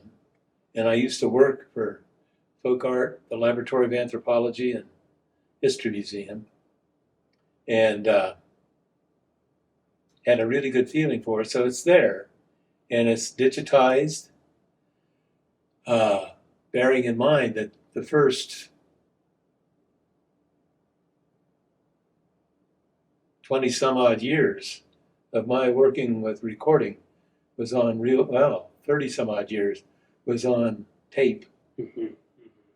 And when I'd make radio programs, I'd do my mixing in a 4-channel reel-to-reel analog tape recorder. Right, right. And I cut an awful lot of tape. I became an expert. And especially important when you were splicing tape in, say, an oboe concerto. If you have to cut out a mistake and fill in something else, when you're splicing tape, it's a heck of a lot trickier than it is on Pro Tools. Oh my gosh. Yeah. You can just yeah. But get your best equipment and then teach yourself. Don't be taught. It's best to learn. I've learned that teaching myself everything has been the only way I'd get it. Mm-hmm, mm-hmm. It's probably a complete screw up in my brain work somehow. Do you think you have like a learning disability or something, or just is that your philosophy of spirit? I was only interested in things that fascinated me. Yeah. I mean, fascinated with astronomy in college, and definitely not fascinated at all with algebra. There you go. I think that kind of goes back to what you were speaking to, like follow the fun, follow your bliss. And I realized, well, frankly, what happened was I was going to college in a Presbyterian college back east. I will not give the name, although it's probably known, but I was expelled from a Bible class that was mandatory for preferring the Bhagavad Gita to the Bible. And I figured, I'm out of here. yeah, I could see. No, that'd be too much for. So anyway, and I want to say this too. I've never had a career. I've had a life. Yeah. And that's really important to me. And I'm not the first person to say that. My friend Richard Mahler, who also produced radio program, first said that, and I thought he and I shared a perspective on this. Mm-hmm. But live your life as hard as you can and document as much of it as you want to. And that's it. And then treat it well, Yeah. Well, thank you for letting me interview you. Oh, this has been my pleasure.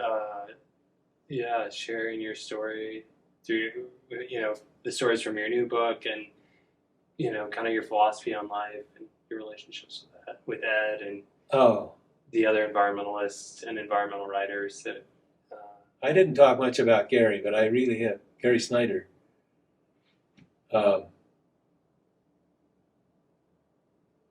His brain is beautiful. Actually, one thing that he and I did, we were part of a group of us who went to the first UN conference on the human environment in Stockholm, Sweden in 1972. Oh, wow.